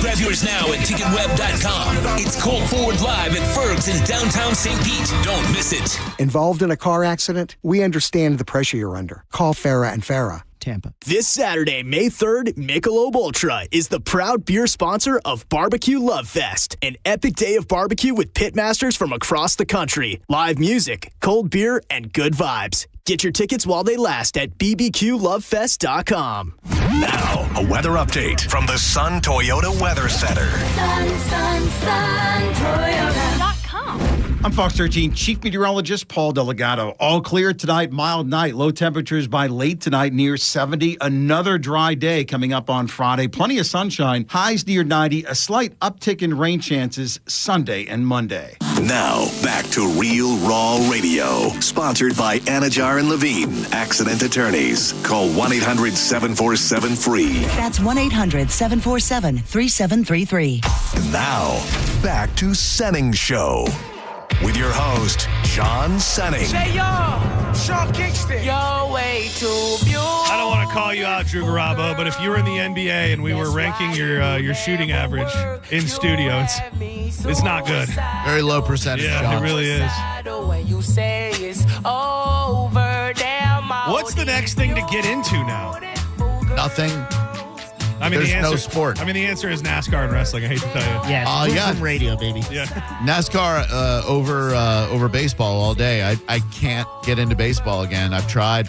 I'll get into Vroom Vroom. I know we've been in contact with Kyle Busch's people. Big weekend, Texas Motor Speedway. Oh, the TMS. Yeah, you're damn right. It's those spots for the playoffs are filling up. And I'll tell you, I don't know if it would help you, but it helped us immensely. And really, was the difference maker was Danielle. That Full Speed, which is from the people that did Full Swing. They did a season already on Netflix, and the new season starts May 7th.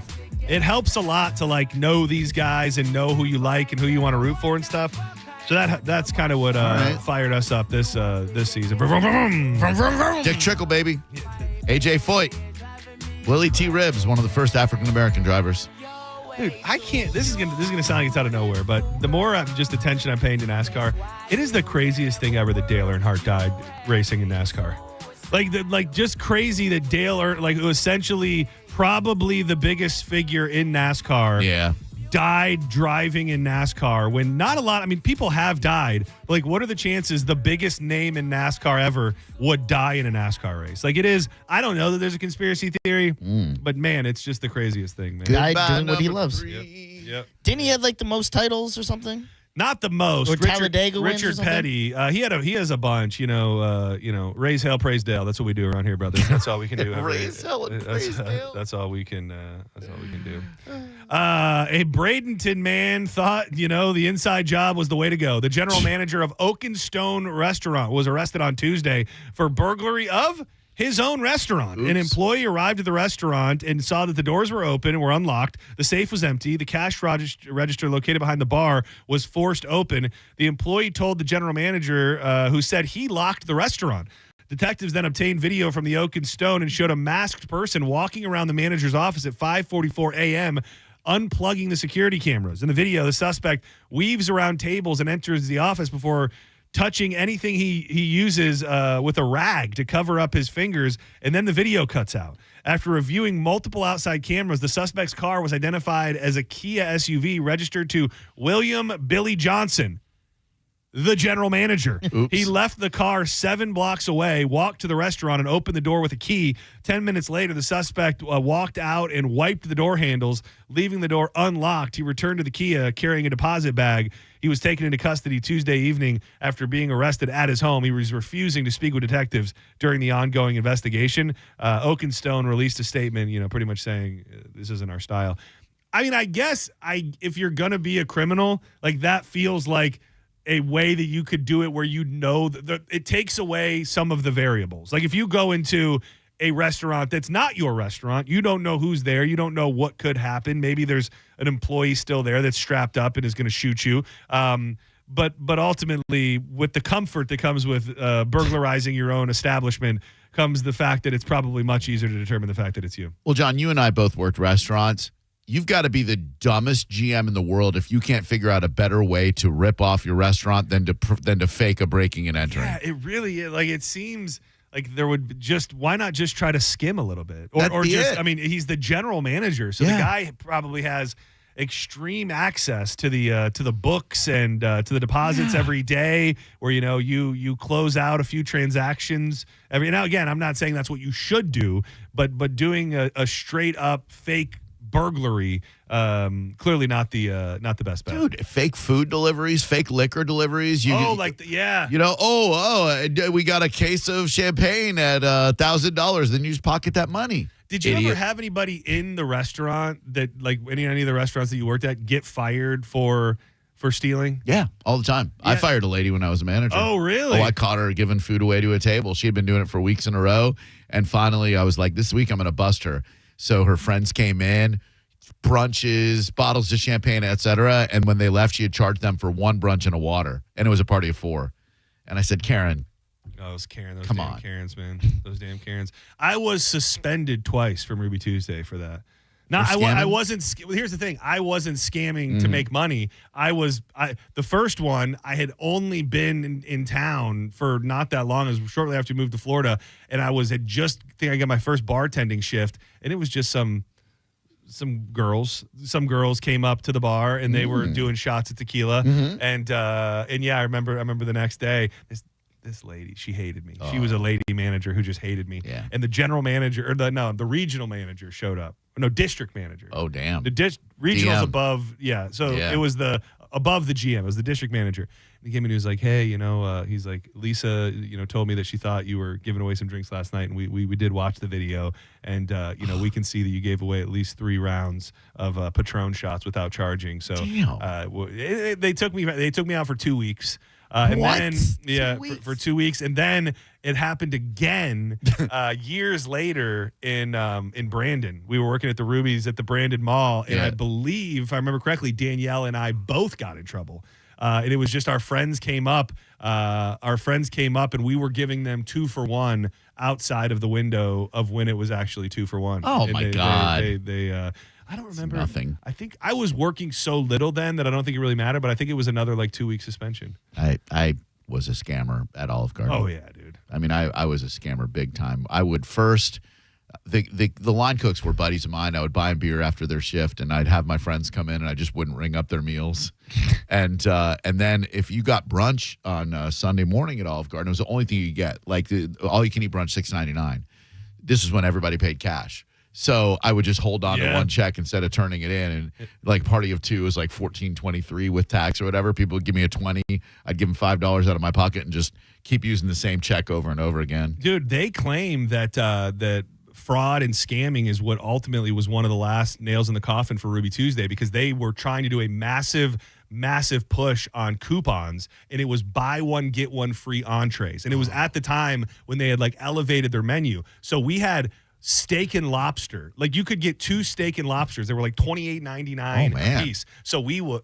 This brings me no joy to share. Sure. But we would go to the newspaper, get 50 coupons, and if you came in and you both just had a steak and lobster and paid cash, you add the coupon to it retroactively, and then that's $30 in your pocket. Boom. Yeah. And I mean, you get 3 of those a night, and you've doubled your money. And folks, that's why you can't find a Ruby Tuesdays anywhere. Exactly. When I worked at AMC in the box office, I would charge child tickets to adults and just keep pocketing the $3 and it would just start racking up on me. Yeah. They're like, we've noticed on your shifts there's nothing but children coming in. Dizzy, what rated R movies. Yeah. He's selling all kids. Yeah. Why are children watching Scream 3? Yeah. You sold 45 children's tickets to Showgirls. Dizzy, what's going on here? Oh my God, Elizabeth Berkley.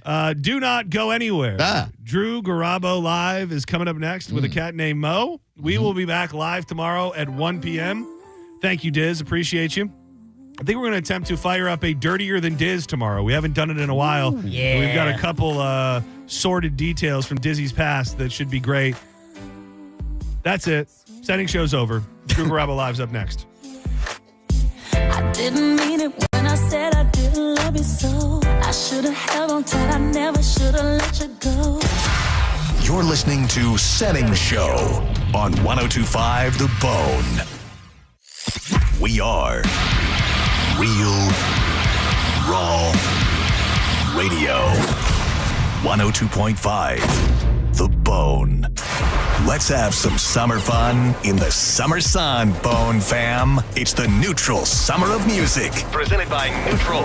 Win tickets to some of the summer's biggest shows, like Thomas Rhett, Katy Perry, Jason Aldean, and more. Plus, score Neutral summer gear, including hats and coolers. Scan the QR code at participating Florida Circle K's, Miller's Ale House, or at the Blind Goat in Tampa to enter.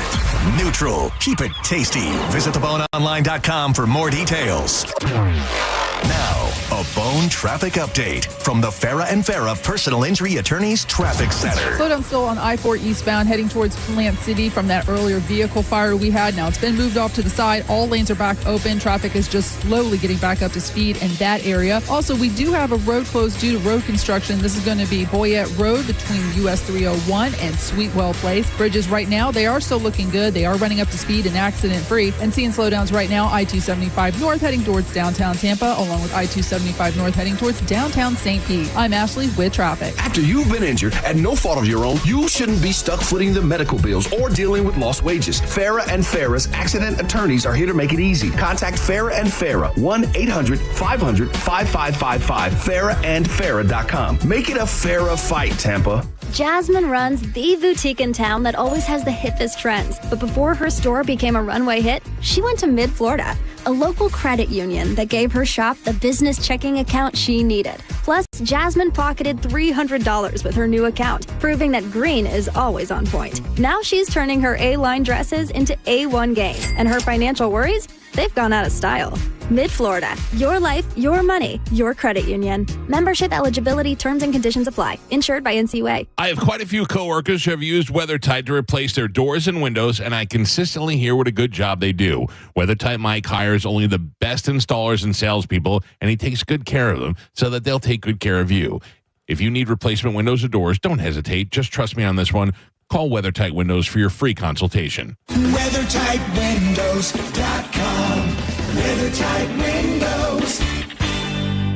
Great Scott! Back to the Future is now on stage, and it's a jaw-dropping spectacle raves USA today. When this baby hits 88 miles per hour, you're going to see some serious entertainment. On stage now through Sunday at Straz Center. Get your tickets yesterday at StrazCenter.org.